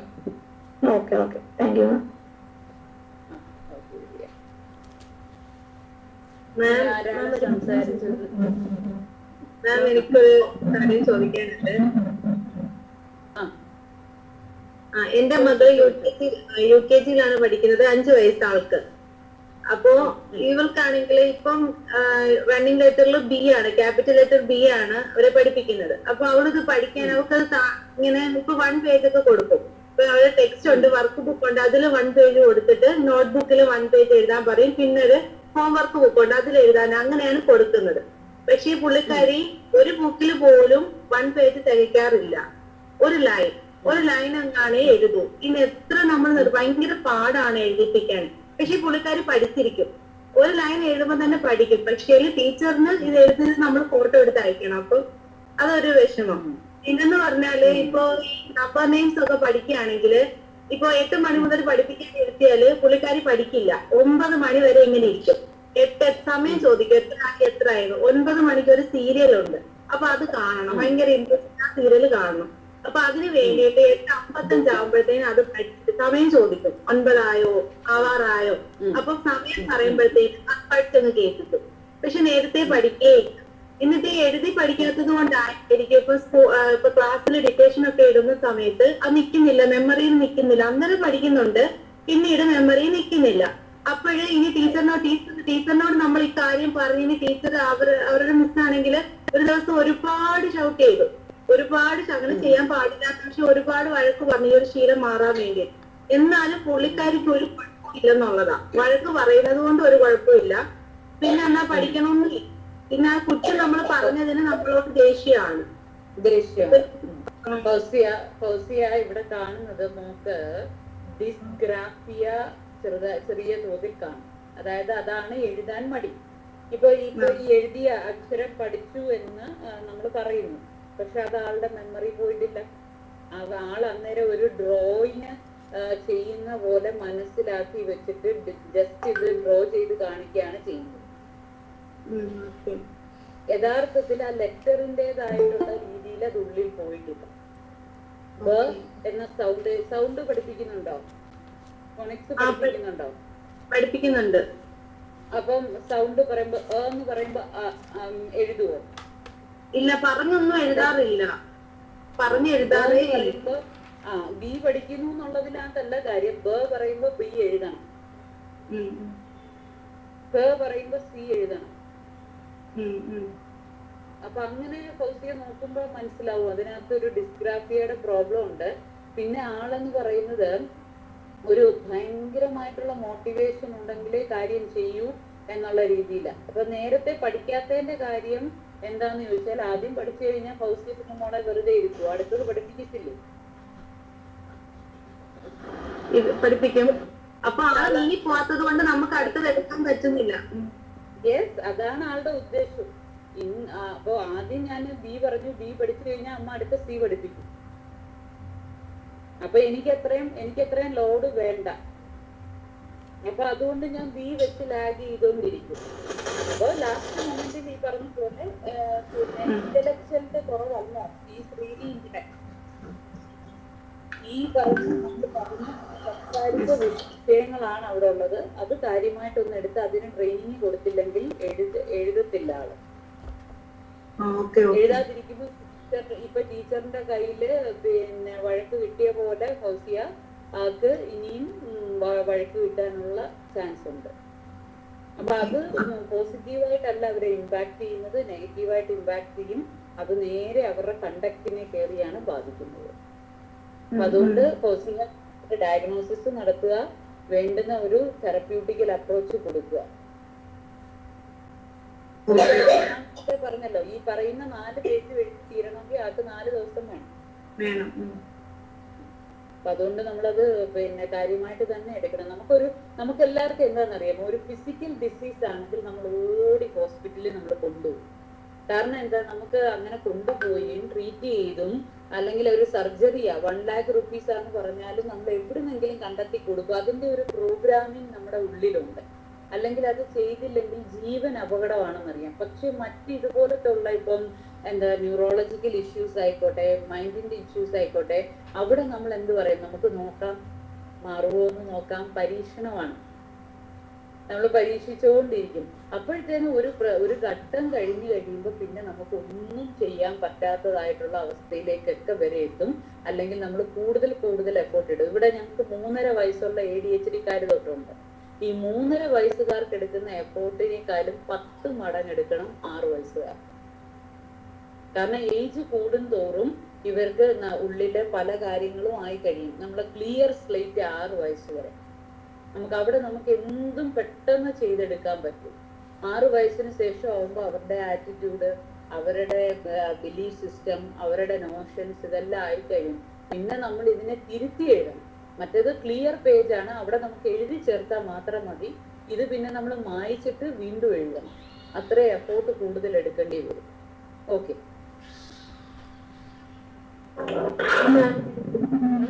എനിക്ക് 2 ഡൗട്ടാണ്. ഒരു സെക്കൻഡ്, ആദ്യം അനു ടീച്ചർ ചോദിച്ചോളൂ. അക്ഷുത എന്നുള്ളത് അനു ടീച്ചർ അല്ലേ? ടീച്ചർ ചോദിച്ചോളൂ. അതെ. മാം നമ്മുടെ ക്ലാസ്സിലിപ്പം ഇതുപോലെ ഒരു പ്രോബ്ലം കുട്ടി ഉണ്ടെന്ന് വെച്ചോളൂ. അപ്പൊ ലാസ്റ്റ് മാഡം പറഞ്ഞില്ല ഒരു മെഡിക്കൽ ട്രീറ്റ്മെന്റ് നൽകുക എന്നുള്ള ഒരു ഓപ്ഷൻ അധ്യാപിക എന്ന നിലയിൽ നമ്മൾ ചെയ്തിട്ട് നിങ്ങളൊരു മെഡിക്കൽ ട്രീറ്റ്മെന്റ് എന്നുള്ളത് പറയുമ്പോൾ പല പേരൻസും എന്റെ കുട്ടിക്ക് കുഴപ്പമില്ല അല്ലെങ്കിൽ അതിന്റെ ആവശ്യമില്ല എന്നാണ് ഒരു 90% പേരൻസും അങ്ങനെ തന്നെ പറയും. കാരണം BRCകളിൽ വെച്ച് ക്യാമ്പൊക്കെ നടത്തുമ്പോൾ ഈ കുട്ടിയുടെ പേര് നൽകാൻ പോലും അവർ സമ്മതിക്കാറില്ല.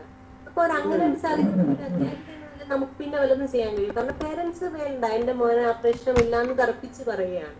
അപ്പൊ എന്ത് ചെയ്യും മാഡം ഒരു അധ്യാപിക നമുക്ക്? അത് ഞാൻ ആദ്യം പറഞ്ഞത് അത് എന്തുകൊണ്ട് പറയുന്നു ചോദിച്ചാൽ അവർക്ക് അവരുടെ കുട്ടി ഒരു ഏതെങ്കിലും തരത്തിലുള്ള ഡിസബിലിറ്റി ഉണ്ടെന്ന് അംഗീകരിക്കാൻ പറ്റത്തില്ല.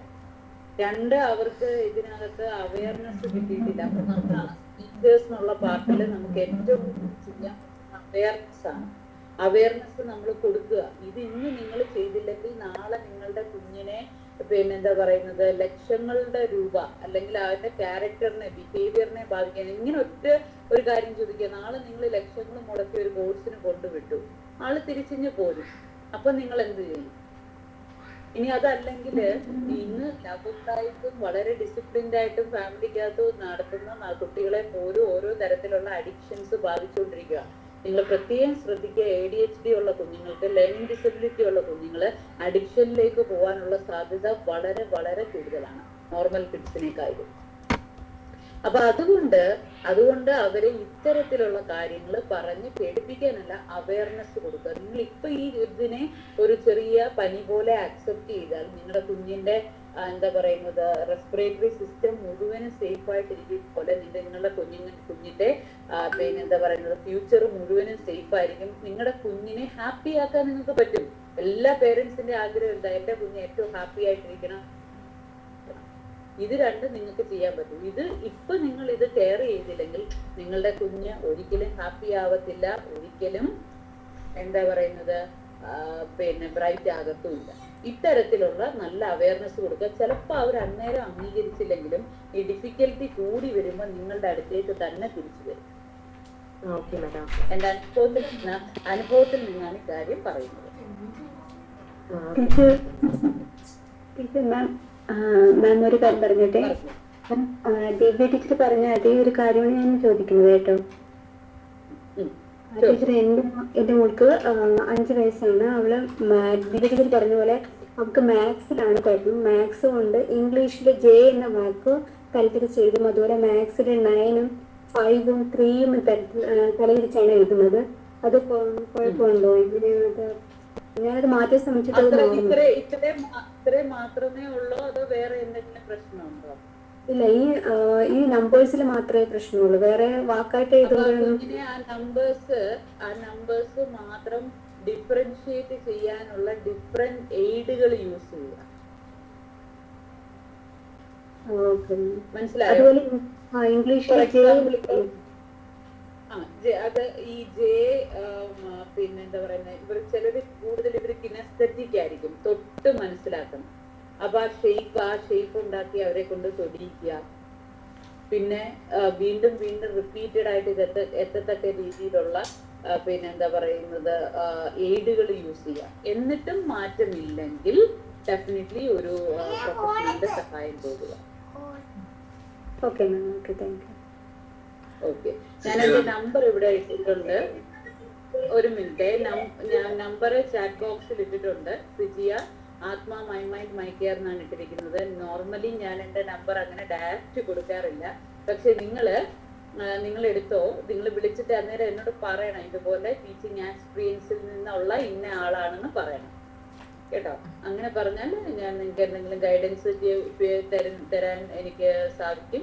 ഇതുപോലെ ട്രീറ്റ്മെന്റിന് വേണ്ടിയാണെങ്കിലും എനിക്ക് ഗൈഡ് ചെയ്യാനായിട്ട് പറ്റും. പിന്നെ വിളിച്ചിട്ട് ചിലപ്പോഴൊന്നും മിക്കവാറും എടുക്കാൻ സാധ്യതയില്ല, ഞാൻ എടുക്കാൻ സാധ്യത കാണത്തില്ല. അപ്പൊ അങ്ങനെയാണെങ്കിൽ ഇതെന്റെ വാട്സാപ്പ് നമ്പറുമാണ്. നിങ്ങൾക്ക് വാട്സാപ്പിൽ ഇടാം. വാട്സാപ്പിൽ മെസ്സേജ് ഇട്ടാൽ ഞാൻ for example Divya from teaching aspirant ഇങ്ങനെ വോയിസ് മെസ്സേജ് ഇട്ടാൽ മതി. ഇന്ന ഒരു കാര്യം ചോദിക്കാനാണെന്ന് പറഞ്ഞാൽ എപ്പോഴായാലും ഞാനതൊരു ആൻസർ തന്നിരിക്കും. ഓക്കെ. സിജിയ മാം, എന്റെ പേര് അനൂപ് എന്നാണ്. എന്റെ ഒരു സുഹൃത്തിന്റെ മകന്റെ കാര്യം തിരക്കാൻ വേണ്ടിയാണ് ഞാൻ വിളിക്കുന്നത്. പുള്ളിക്കാരുടെ മോൻ 4 വയസ്സാണ്. പക്ഷെ മലയാള അക്ഷരങ്ങൾ ഇപ്പം ചില അക്ഷരങ്ങൾ കുട്ടിക്ക് വ്യക്തമായി പറയാൻ കഴിയുന്നില്ല. റായ് എന്ന് പറയുന്ന അക്ഷരത്തിന് പകരം അവന്റെ രാ ആയിരിക്കും പറയുന്നത്, അല്ലെങ്കിൽ രാ ആയിരിക്കും പറയുന്നത്. അപ്പം വഴി എന്ന് പറയുന്നതിന് വരി അല്ലെങ്കിൽ വരി അങ്ങനെ ആണ് പറഞ്ഞിരുന്നത്. അപ്പം ഇതൊരു നാക്കുപിഴയാണോ അതോ എന്താണ് ഇതിന്? അല്ല, സ്പീച്ച് ഡിസബിലിറ്റി ആണ്. അത് ആ അക്ഷരം ആ കുട്ടിക്ക് അത് ക്യാച്ച് ചെയ്യാൻ കഴിയാത്തത് കൊണ്ടാണോ? ചില അക്ഷരങ്ങൾ മാത്രമേ ഉള്ളൂ, ബാക്കി അക്ഷരങ്ങൾക്ക് കുഴപ്പമില്ല. അല്ല, അക്ഷരം ആൾക്ക് ക്യാച്ച് ചെയ്യാൻ ഡിഫറൻഷിയേറ്റ് ചെയ്യാൻ പറ്റത്തില്ല. നമുക്കത് ചിലപ്പോൾ അത് സ്പീച്ച് റിലേറ്റഡ് ആയിരിക്കും, ചിലപ്പോൾ ഈ പറഞ്ഞ പോലെ ഞാൻ നേരത്തെ പറഞ്ഞ പോലെ ഉള്ള പിന്നെ ലാംഗ്വേജ് ഇതിലുള്ള ചില കാര്യങ്ങൾ ഞാൻ പറഞ്ഞല്ലോ. അപ്പൊ അതായിരിക്കാം. ഇത് രണ്ടിൽ ഏതാണ് നമ്മൾ ഡിഫറൻഷിയേറ്റ് ചെയ്യേണ്ടിയിരിക്കുന്നു. ഒരു ക്ലിനിക്കൽ സൈക്കോളജിസ്റ്റിന്റെ ഒരു സെഷൻ എടുത്താൽ അവിടെ ഡയഗ്നോസിസ് നടക്കുകയും പ്രോപ്പറായിട്ട് ഇത് എന്തുകൊണ്ടാണെന്നുള്ളത് ഡിഫറൻഷിയേറ്റ് ചെയ്യാനും പറ്റും. ഡിഫറൻഷിയേറ്റ് ചെയ്തിട്ട് അതിനകത്ത് കോച്ചിങ് വേണമെങ്കിൽ നമുക്ക് 1-2 സെഷൻസ് കൂടെ കൊടുത്താൽ മാത്രം മതി. ചില വാക്കുകൾക്ക് ചില അക്ഷരങ്ങൾക്ക് മാത്രമല്ല ഉള്ളു പ്രോബ്ലം. അതെ, കുറച്ച് അക്ഷരങ്ങൾക്ക് മാത്രമേ ഉള്ളൂ.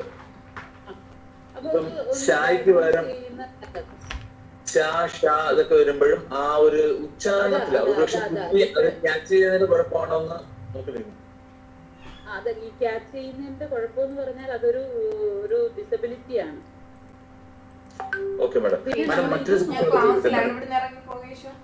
അല്ല, ഇതിനകത്ത് ഒരു കാര്യം ഇവിടെ പറഞ്ഞോട്ടെ. ഏജ് അപ്രോപ്രിയേറ്റ് ആണെന്ന് അത് നമുക്ക് ഡയഗ്നോസിസിനകത്ത് മാത്രമേ മനസ്സിലാവും. ഓരോ ഏജിനും നമുക്ക് ഒരു ക്രൈറ്റീരിയ വെച്ചിട്ടുണ്ട്. ഇപ്പൊ രാ പറയാതിരിക്കാൻ 4 വയസ്സുകാരൻ രാ അത് 5-6 വയസ്സാകുമ്പോ ഓക്കെ ആയാൽ മതി. അപ്പൊ ഏജ് അപ്രോപ്രിയേറ്റ് ആണോ കൂടെ ചെക്ക് ചെയ്യും. എന്തായാലും ഒരു ഡയഗ്നോസിസ് എടുക്കുന്നത് നല്ലതാണ്.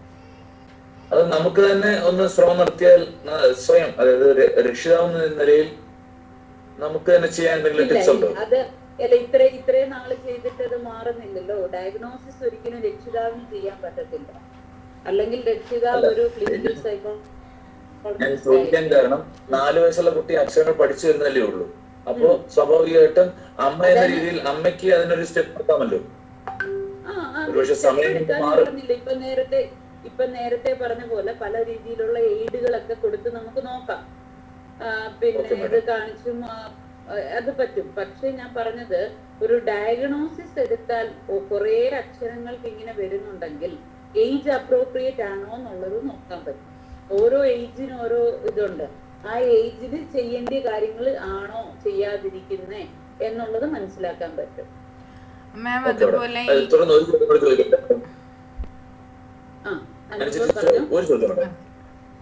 അതായത് കുറച്ച് വർഷങ്ങൾക്ക് മുമ്പ് ഒരു 7ാം ക്ലാസ്സുകാരൻ എൻ്റെ അടുത്ത് പഠിക്കാൻ വന്നിരുന്നു. നമ്മുടെ ഒരു ബന്ധു തന്നെയാണ്. ആ കുട്ടി പഠിച്ചിരുന്നത് ഒരു ഇംഗ്ലീഷ് മീഡിയം സ്കൂളിലായിരുന്നു. അതിനെ 1ാം ക്ലാസ് മുതൽ ആ ഇംഗ്ലീഷ് മീഡിയം സ്കൂളിലാണ് ചേർത്തുകൊണ്ടിരുന്നത്. അപ്പൊ മാത്സിനകത്ത് പിന്നോട്ട് നിൽക്കുന്നു എന്ന് പറഞ്ഞിട്ടാണ് കൊണ്ടുവന്നത്. ആ പയ്യൻ മാത്സ് കണക്ക് കൂട്ടുന്നത് കൈവിരലുകളും കാൽവിരലുകളും ചേർത്തിട്ടാണ് കണക്ക് കൂട്ടുന്നത്. അതായത് വളരെ സിമ്പിൾ ആയിട്ട് ആലോചിക്കണം, 7ാം ക്ലാസ്സുകാരനാണ്, എന്നിട്ട് കൂടിയും കണക്ക് കൂട്ടാൻ വളരെ പ്രയാസം അനുഭവപ്പെടുന്നു. അപ്പോ അതായത് ടെക്സ്റ്റ് ബുക്കിലുള്ള കണക്കാണെങ്കിൽ കുട്ടി വളരെ എളുപ്പം ചെയ്യുന്നു. കാരണം ടീച്ചർ ഇത് പഠിപ്പിച്ചു കൊടുക്കുന്നുണ്ട്, ക്വസ്റ്റ്യന് വരുന്ന ചോദ്യം ഇതാണെന്ന് പറഞ്ഞു കൊടുക്കുകയും ചെയ്യുന്നുണ്ട്. അതുകൊണ്ട് തന്നെ ടീച്ചറിന് ക്ലാസ്സിൽ നല്ല മാർക്ക് നേടാനും സ്കൂളിന്റെ ആ ഒരു അഭിമാനം നിലനിർത്താനും കഴിയുന്നുണ്ട്. പക്ഷെ കുട്ടി എന്ന നിലയിൽ അവന് ആ ഒരു കണക്കൊഴിച്ച് വേറൊരു സംഖ്യയിലോട്ട് മാറുമ്പോൾ ഒരിക്കലും ആ കണക്ക് അവന് ചെയ്യാൻ പറ്റുന്നില്ല. ഇത് അവരെ രക്ഷിതാവായിട്ട് സംസാരിച്ചു. ഇങ്ങനെ അവന് കണക്കൂട്ടാൻ പ്രയാസം അനുഭവപ്പെടുന്നുണ്ട്. അത് ഒന്നുകിൽ സാധാരണ ഗവൺമെന്റ് സ്കൂളിലാകുമ്പോൾ എല്ലാ കാര്യങ്ങളിലും ഒരു നല്ലോണം സഹകരിക്കും. പ്രൈവറ്റ് സ്കൂളുകളിൽ അവരുടെ മാനേജ്മെന്റിന്റെ ഒരു സമ്മർദ്ദവും കൂടി അവരെ ചെലുത്തുന്നതുകൊണ്ട് ചോദ്യങ്ങൾ ഒന്ന് ഫ്ലെക്സിബിൾ ആക്കി കൊടുക്കാനൊക്കെ സാധ്യതയുണ്ട്. ഞാനത് പറഞ്ഞപ്പോ അതൊന്നും സാരല്ല, നീ അവനെ ആ ക്വസ്റ്റ്യനുകൾ മാത്രം, ടീച്ചർ എന്ന ക്വസ്റ്റ്യൻ മാത്രം പഠിപ്പിച്ചു കൊടുത്താൽ മതി, അവനൊരു പ്രശ്നങ്ങളൊന്നുമില്ല എന്നൊരു അഭിപ്രായം പറയുന്നത്. അതായത് രക്ഷിതാക്കൾ ഇപ്പോഴും ബോധവാന്മാരല്ല ഈ ഫിസിക്കലുള്ള പ്രശ്നങ്ങളൊക്കെ അവർക്ക്.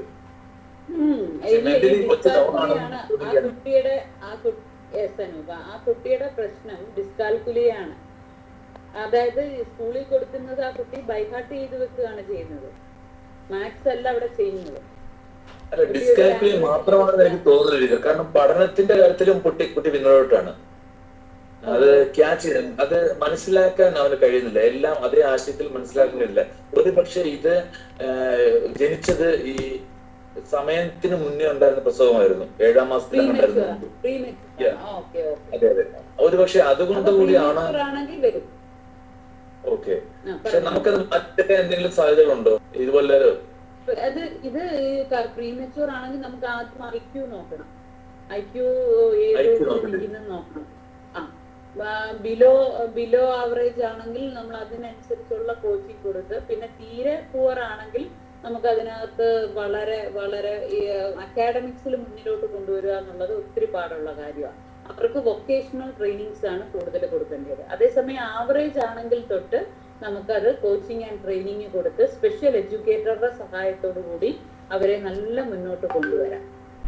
കൂടുതലും സാധാരണ രീതിയില് ഇതുപോലൊരു സൈക്കാട്രിസ്റ്റ് അല്ലെങ്കിൽ ഒരു ഹെൽപ്പറിന്റെ സഹായം ഉണ്ടല്ലോ ടീച്ചർ, BRC വഴിയൊക്കെ? ഇല്ല, സ്കൂളുകളിലൊന്നും ഇല്ല. സ്കൂളുകളിൽ ആകെ ഉള്ളത് MSW മാത്രമാണ്.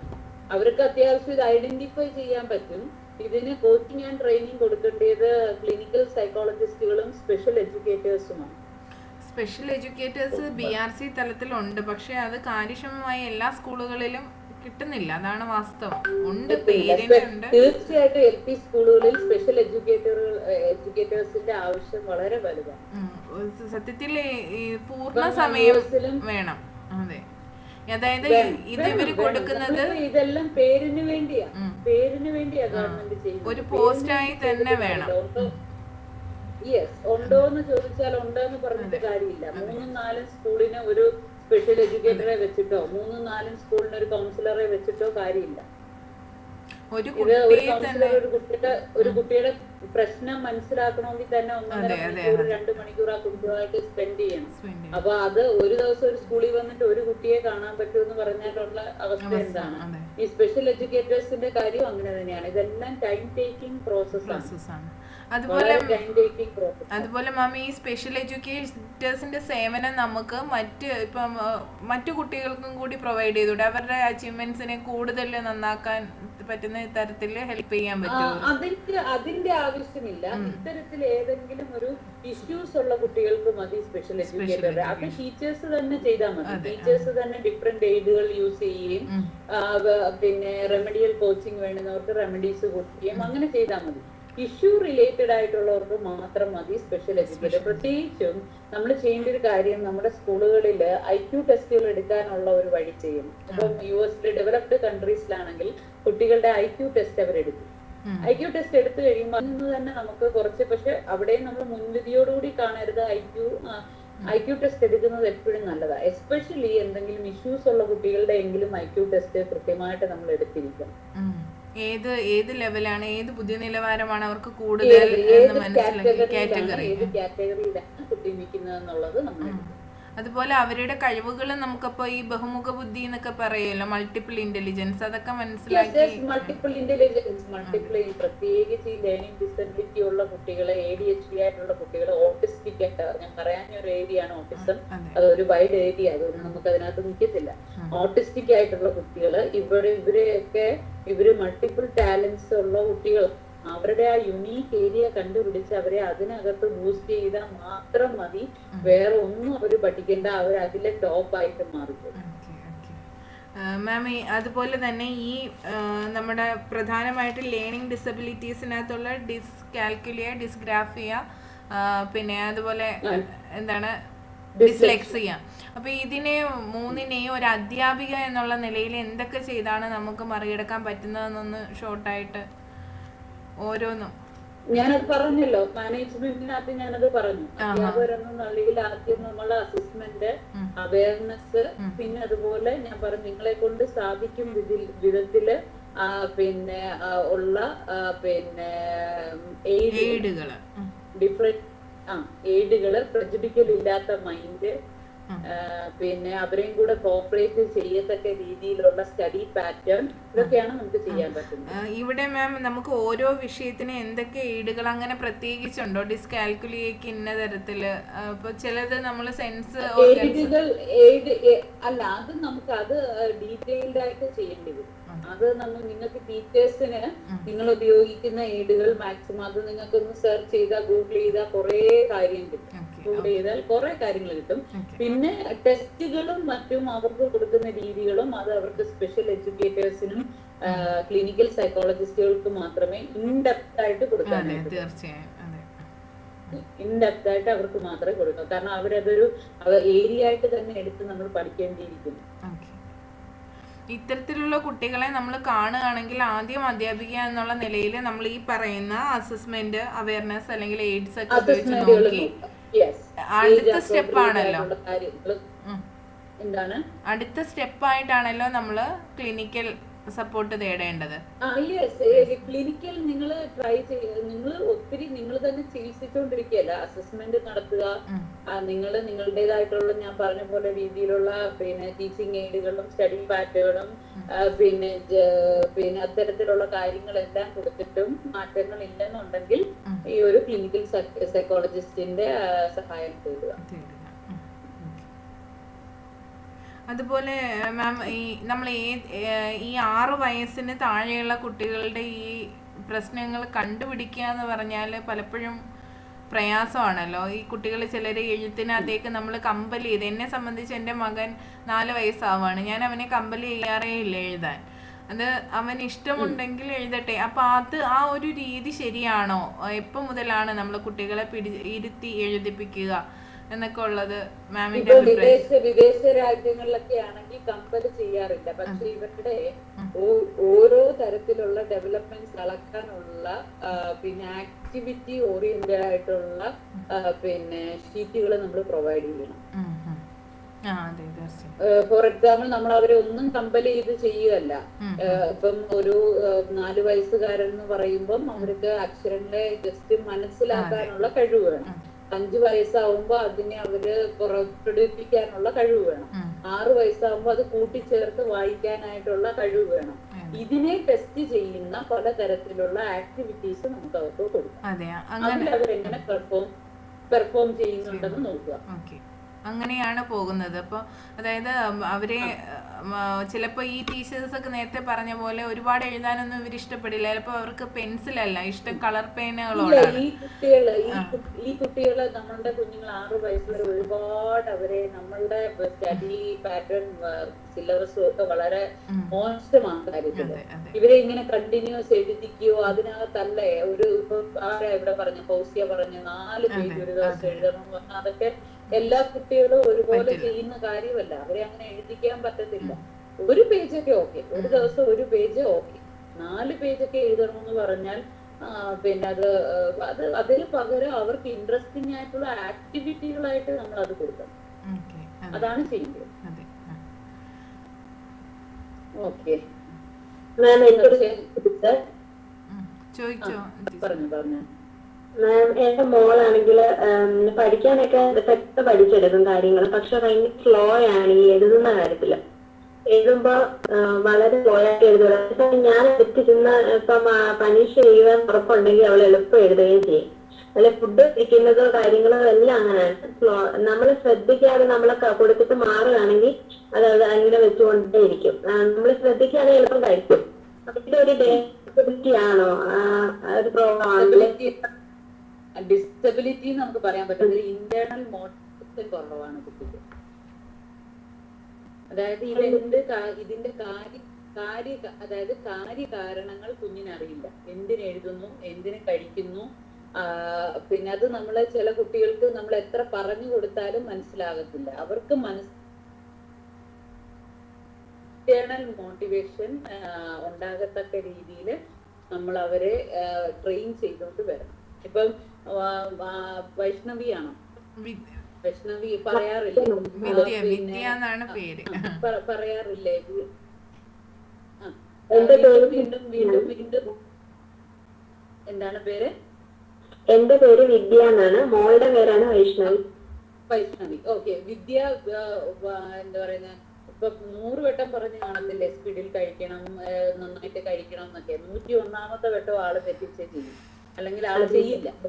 കാരണം എന്താന്ന് വെച്ചാൽ കുഞ്ഞിന് അതിന്റെ ഇമ്പോർട്ടൻസ് കുഞ്ഞിന് മനസ്സിലാകുന്ന രീതിയിൽ ഉള്ളിലെത്തിയിട്ടില്ല. അപ്പൊ കുഞ്ഞിന് മനസ്സിലാകുന്ന രീതിയിൽ ടോക്ക് തെറാപ്പി അല്ലാതെ മറ്റ് ആക്ടിവിറ്റീസിലൂടെയോ മറ്റു കാര്യങ്ങളിലൂടെയോ അതിന്റെ ഇമ്പോർട്ടൻസ് ഉള്ളിലെത്തണം. അത് മോസ്റ്റ്ലി പ്രൊഫഷണൽസ് ആണ് ചെയ്യുന്നത്. ഈ ഇന്റേണൽ മോട്ടിവേഷൻ ഇല്ലാത്ത ഒരുപാട് കുഞ്ഞുങ്ങൾ ഞങ്ങളുടെ അടുത്തുണ്ട്. കാരണം എപ്പോഴും അല്ലെങ്കിൽ നമ്മൾ അവരുടെ പുറകെ ഇങ്ങനെ നടക്കണം. എത്ര നാൾ നമുക്ക് നടക്കാൻ പറ്റും? മാം ദൗർഭാഗ്യവശാൽ പറയട്ടെ, ഞാനും ഇങ്ങനെ തന്നെ ആയിരുന്നു. എഴുതുന്ന കാര്യത്തിലും പഠിക്കുന്ന കാര്യത്തിലും ഒക്കെ ഭയങ്കര സ്ലോ ആയിരുന്നു. അതിപ്പോ എങ്ങനെയാ മാറിയത്? മാറിയിട്ടൊന്നുമില്ല, ഇപ്പോഴും അത് തന്നെയാണ്. ഇപ്പൊ കിച്ചണിലാണെങ്കിലും ജോലി ചെയ്യുന്നത് സ്ലോയിലേ ചെയ്തിട്ടുള്ളൂ. പക്ഷെ വേണമെന്ന് എന്തൊരു കാര്യം ചെയ്യും. അപ്പൊ കുറച്ചുകൂടെ സ്പീഡ് ആയിരുന്നെങ്കിൽ ചിലപ്പോ ഒരു PhD എടുക്കേണ്ട ആളായിരിക്കും. മനസ്സിലായി? ഇതിനെല്ലാം നമ്മൾ ചെറുപ്പത്തിൽ തൊട്ടേ അതിന്റെ ഒരു ട്രെയിനിങ് അല്ലെങ്കിൽ അതിനെ ഡയഗ്നോസ് ചെയ്ത്, ഇപ്പൊ ഇതാണ് പ്രശ്നം. ഇന്റേണൽ മോട്ടിവേഷൻ ഈ അഡോളസന്റിലേക്ക് കയറുമ്പോ ഇത് കൂടും. അപ്പൊ പിന്നെ നമുക്ക് ലെതാർജി, ലേസിനെസ്, നമ്മുടെ പിന്നെ പ്ലഷർ സീക്കിംഗ് നേച്ചർ, ഇതെല്ലാം കൂടെ കൂടുമ്പം കയറി വരുമ്പം ഇത് വീണ്ടും കൂടും. അപ്പൊ അതുകൊണ്ട് ഇപ്പോഴേ നമ്മൾ ഇന്റേണലി മോട്ടിവേറ്റ് ആക്കാനുള്ള കാര്യങ്ങൾ ചെയ്യുക. അതിപ്പോ ആദ്യം വീട്ടിൽ വേണമെങ്കിൽ ടോക്ക് തെറാപ്പി അല്ലാതെ നിങ്ങൾക്ക് റിവാർഡ് സിസ്റ്റമോ ഈ പണിഷ്മെന്റ് മാറ്റിയിട്ട് ഒരു റിവാർഡ് സിസ്റ്റം ഒക്കെ ചെയ്യാം. അത് എന്നിട്ടും അതും വില പോകുന്നില്ലെന്നുണ്ടെങ്കിൽ ഡെഫിനറ്റ്ലി മീറ്റ് പ്രൊഫഷണൽസ്. എല്ലാ കാര്യങ്ങളും അമ്മ ആയതുകൊണ്ട് നമുക്ക് ചെയ്യാൻ പറ്റത്തില്ല. ഇപ്പൊ ഞാൻ അമ്മയാണ്, പിന്നെ എനിക്കൊരു ഡോക്ടറേറ്റ് ഉണ്ട്. പക്ഷെ എന്റെ മോന് ഒരു പിന്നെന്താ പറയുന്നത് സർജറി വേണമെന്ന് വെച്ച് ഞാനത് ചെയ്താൽ, മെഡിക്കൽ ഡോക്ടർ അല്ലാത്ത ഞാനത് ചെയ്താൽ എങ്ങനെ ഇരിക്കും? അത് നമ്മൾ ഡെലിഗേറ്റ് ചെയ്യേണ്ട കാര്യങ്ങൾ ഡെലിഗേറ്റ് ചെയ്യുക. നമുക്ക് ചെയ്യാൻ പറ്റുന്ന കാര്യങ്ങൾ വീട്ടിൽ ചെയ്ത് നോക്കുക. എന്നിട്ടും അത് ഫ്രൂട്ട്ഫുൾ ആകുന്നില്ല എന്നുണ്ടെങ്കിൽ ഡെഫിനറ്റ്ലി നമ്മൾ ഡെലിഗേറ്റ് ചെയ്യണം. Okay Vidya, thank you. എന്റെ സമയം ഒരുപാട്. ലക്ഷ്മി മാം, ഹലോ.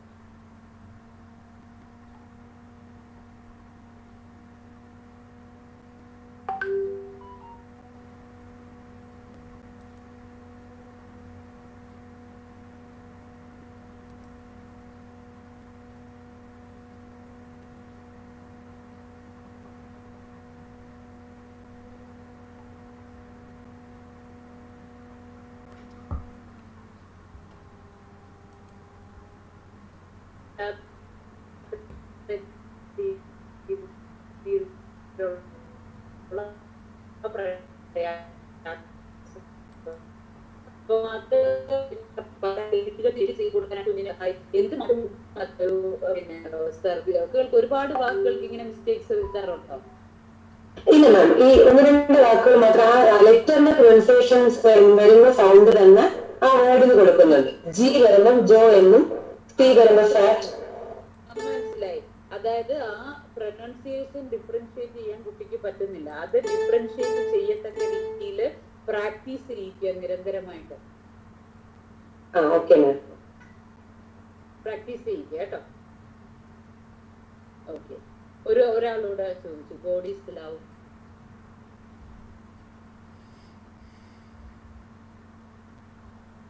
ഹലോ, കേൾക്കാമോ മാം? നമുക്ക് ആത്മീയയുടെ ഭാഗമായിട്ടേ സ്പീച്ച് തെറാപ്പിയുടെ എല്ലാം ഉണ്ടോ? സ്പീച്ച് തെറാപ്പി ആയിട്ട് കൊടുക്കുന്നുണ്ടോ? ആത്മീയയില് സ്പീച്ച് തെറാപ്പി ഉണ്ട്, ഓക്യുപേഷൻ തെറാപ്പി ഉണ്ട്, എല്ലാ ടൈപ്പ് ഓഫ് സർവീസും ആത്മീയയിൽ അവൈലബിൾ ആണ്. അതെ, ഇതിലൊരു ടീച്ചറിന്റെ കുട്ടി ഞാൻ വീഡിയോ കോൾ ചെയ്തിരുന്നു. ടീച്ചർ പറഞ്ഞു സ്പീച്ച് തെറാപ്പി ആവശ്യമാണോ എന്ന് സംശയം വന്നു. അപ്പം എനിക്ക് മനസ്സിലായത് കുട്ടിയുടെ ഉള്ളിൽ ആശയങ്ങളുണ്ട്. അത് പറയാൻ പറ്റാതെ വരുമ്പോൾ എന്ന് പറയാണ്. ആള് സംസാരിച്ച് തുടങ്ങിയത് ലേറ്റ് ആയിട്ടാണ്. പ്രഗ്നൻസി സ്റ്റേജിൽ ടീച്ചർ ഒരുപാട് പ്രഷറിലൂടെയാണ് കടന്നു പോയത്. അപ്പൊ അത് ഡയഗ്നോസ് ചെയ്യണം. സ്പീച്ച് തെറാപ്പിസ്റ്റ് നമുക്ക് അവൈലബിൾ ആണ്. 4 വയസ്സായി കൊടുത്താൽ ഇപ്പോഴാവുമ്പോ അത് കംപ്ലീറ്റ്ലി മാറി കിട്ടും. അതെ അതെ, ഞാൻ മാമിനെ കോണ്ടാക്ട് ചെയ്യാൻ പറയാം. അപ്പൊ കോണ്ടാക്ട് ചെയ്യാൻ പറഞ്ഞു. സംസാരിച്ചപ്പോ ആൾ ആക്റ്റീവ് ആണ്, പറയുന്നുണ്ട്, ആശയങ്ങളുണ്ട്, പറയാൻ പറ്റാതെ ഇങ്ങനെ പക്ഷെ പറയാൻ പറ്റുന്നില്ല. ബീന ചിലപ്പോ നമ്മൾ ഈ പറഞ്ഞ പോലെ എക്സ്പ്രസീവ് ലാംഗ്വേജ് പ്രോബ്ലം ആണോന്നും അറിയത്തില്ല. അതെ അതെ. ഒരാളോട് ഒരു ചോദിച്ചു, പിന്നെ അതുകൂടെ കഴിഞ്ഞിട്ട്. അതെ അതെ അതെ, തീർച്ചയായും. ഒരുപാട് സമയമാവുന്നു. ബീന ടീച്ചറെ ചോദിക്കാനുണ്ടെങ്കിൽ ചോദിക്കൂ വേഗം.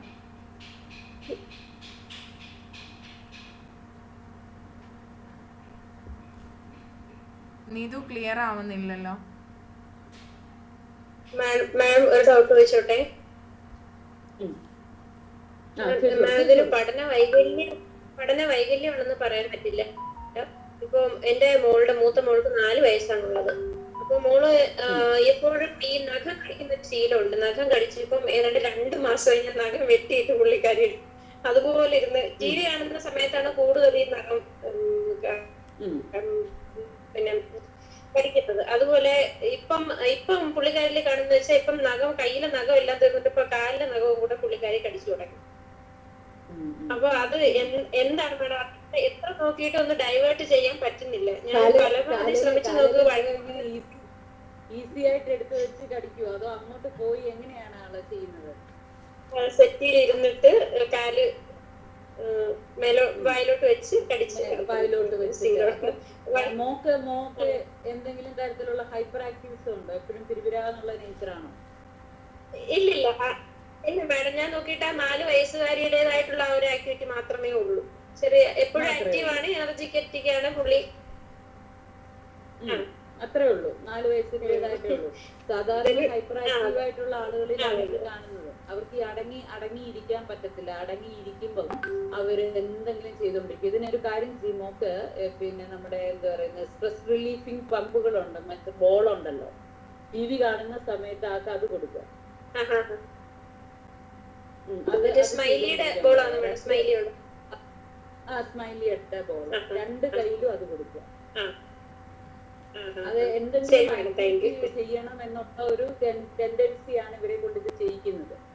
അപ്പൊ അതുകൊണ്ട് ഹൈപ്പർ ആക്ടിവിസം അല്ലെങ്കിൽ ഈ സ്മൈലി ബോൾസ് കൊടുത്ത് നമുക്ക് ആദ്യം പരീക്ഷിച്ച് നോക്കാം. അപ്പൊ ഒരുപാട് സന്തോഷം മാം. മ്യൂട്ടായിരുന്നു. ഒരുപാട് സന്തോഷം. ഇനി ഇരുന്നാൽ ഇവരിങ്ങനെ ഇരിക്കും, കേട്ടോണ്ടിരിക്കും, മാമിന്റെ സമയം പോവും. അപ്പോൾ ഒരുപാട് സന്തോഷം. ഒരു അധ്യാപിക എന്നുള്ള നിലയിൽ ഞാൻ ഏറ്റവും പ്രധാനപ്പെട്ടതെന്ന് കരുതുന്ന ഒരു ക്ലാസ് ആയിരുന്നു ഇന്ന്. കാരണം എപ്പോഴും നമുക്ക് നമ്മുടെ കയ്യിലാണല്ലോ ഒരു ഭാവി ഇരിക്കുന്നത്. അപ്പോൾ ആ കുട്ടികളെ വേണ്ട പരിഗണന കൊടുക്കാതെ വരുമ്പോൾ ഉണ്ടാവുന്ന പ്രശ്നങ്ങൾ, രക്ഷിതാക്കളെ പലപ്പോഴും സമീപിച്ചപ്പോൾ ഉണ്ടാവുന്ന കുറേ ബുദ്ധിമുട്ടുകളുണ്ട്. എൻ്റെ ക്ലാസ്സിലൊരു കുട്ടി ഉണ്ടായിരുന്നു, പക്ഷെ അവനിൽ ഒരുപാട് മാറ്റം ഞാൻ വിചാരിച്ചപ്പോൾ തന്നെ നടന്നു. പക്ഷെ ഈ പറയുന്ന പോലെ പക്ഷെ ഇങ്ങനെ ഒരു സേവനം കൂടി ലഭിച്ചിരുന്നെങ്കിൽ അവൻ മറ്റൊരു ലെവലിലേക്ക് പോകും. അത് അവരോട് പറഞ്ഞിട്ട് അവർക്ക് പറ്റുന്നില്ല, സാമ്പത്തികവും ഇല്ല. അപ്പോൾ അങ്ങനെ പറ്റിപ്പോയതാണ്. അപ്പോൾ അതുകൊണ്ട് ഇവിടെ തന്നെ ഒരുപാട് പേർക്ക് ഗുണം ചെയ്തു ഇന്നത്തെ ക്ലാസ് കൊണ്ട്. അപ്പോൾ ഒരുപാട് സന്തോഷം. മനസ്സും പ്രധാനമാണ്. എല്ലാവരും സന്തോഷമായി ഇരിക്കുക, അതുപോലെ മനസ്സിന് പ്രാധാന്യം കൊടുക്കുക. അത് തന്നെ. ഇനിയും വിളിച്ചാൽ വരുമെന്ന് കരുതുന്നു. മനസ്സ് പ്രധാനമാണെന്നല്ല, മനസ്സും പ്രധാനമാണെന്നല്ല, മനസ്സ് പ്രധാനം. അതെ അതെ, തീർച്ചയായും. നമ്മുടെ ബോഡിയും മൈൻഡും മാത്രമേ ഇൻസെപ്പറബിൾ ആണ്. ഇങ്ങനെ എനിക്കൊരു അവസരം തന്നതിൽ അനുജിയോടും ഓരോരുത്തരോടും ഉള്ള നന്ദി അറിയിക്കുന്നു. നിങ്ങള് പിന്നെ എപ്പോ വേണമെങ്കിലും കോണ്ടാക്ട് ചെയ്യാം, എന്നോട് പറഞ്ഞാൽ മതി. പിന്നെ എന്ത് ഗൈഡൻസ് ആണെങ്കിലും നമ്മൾ ഈ പൈസ ഇല്ലെന്നൊക്കെ പറയുന്നതിനേക്കാൾ ഉപരിയായിട്ട് നമുക്ക് അങ്ങനെ ഒരു പ്രോഗ്രാമിംഗ് ഇല്ലെന്നുള്ളതാണ്. കാരണം നമ്മൾ ചെയ്ത് ശീലമുള്ള കാര്യങ്ങളെ നമ്മൾ വീണ്ടും വീണ്ടും ചെയ്യും. ഒരു കാര്യം പുതുതായിട്ട് ചെയ്യാൻ അല്ലെങ്കിൽ ഇതിനൊക്കെ വേണ്ടി ഇത്രയും കാശ് കൊടുക്കണോ എന്ന് ചിന്തിക്കുമ്പോൾ ഉള്ള നമ്മുടെ പ്രശ്നമാണ് ഏറ്റവും കൂടുതൽ. മനസ്സിലാക്കുക, ഇതൊന്നും അത്ര ചെറിയ പ്രശ്നങ്ങളല്ല.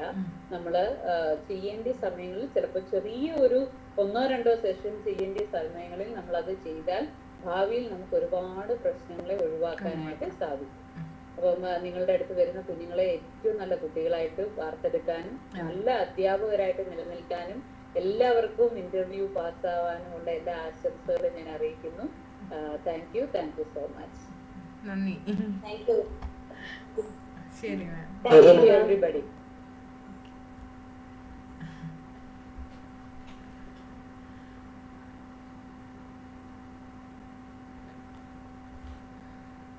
അപ്പോൾ ക്ലാസ്സിനെ കുറിച്ചുള്ള അഭിപ്രായം പോരട്ടെ.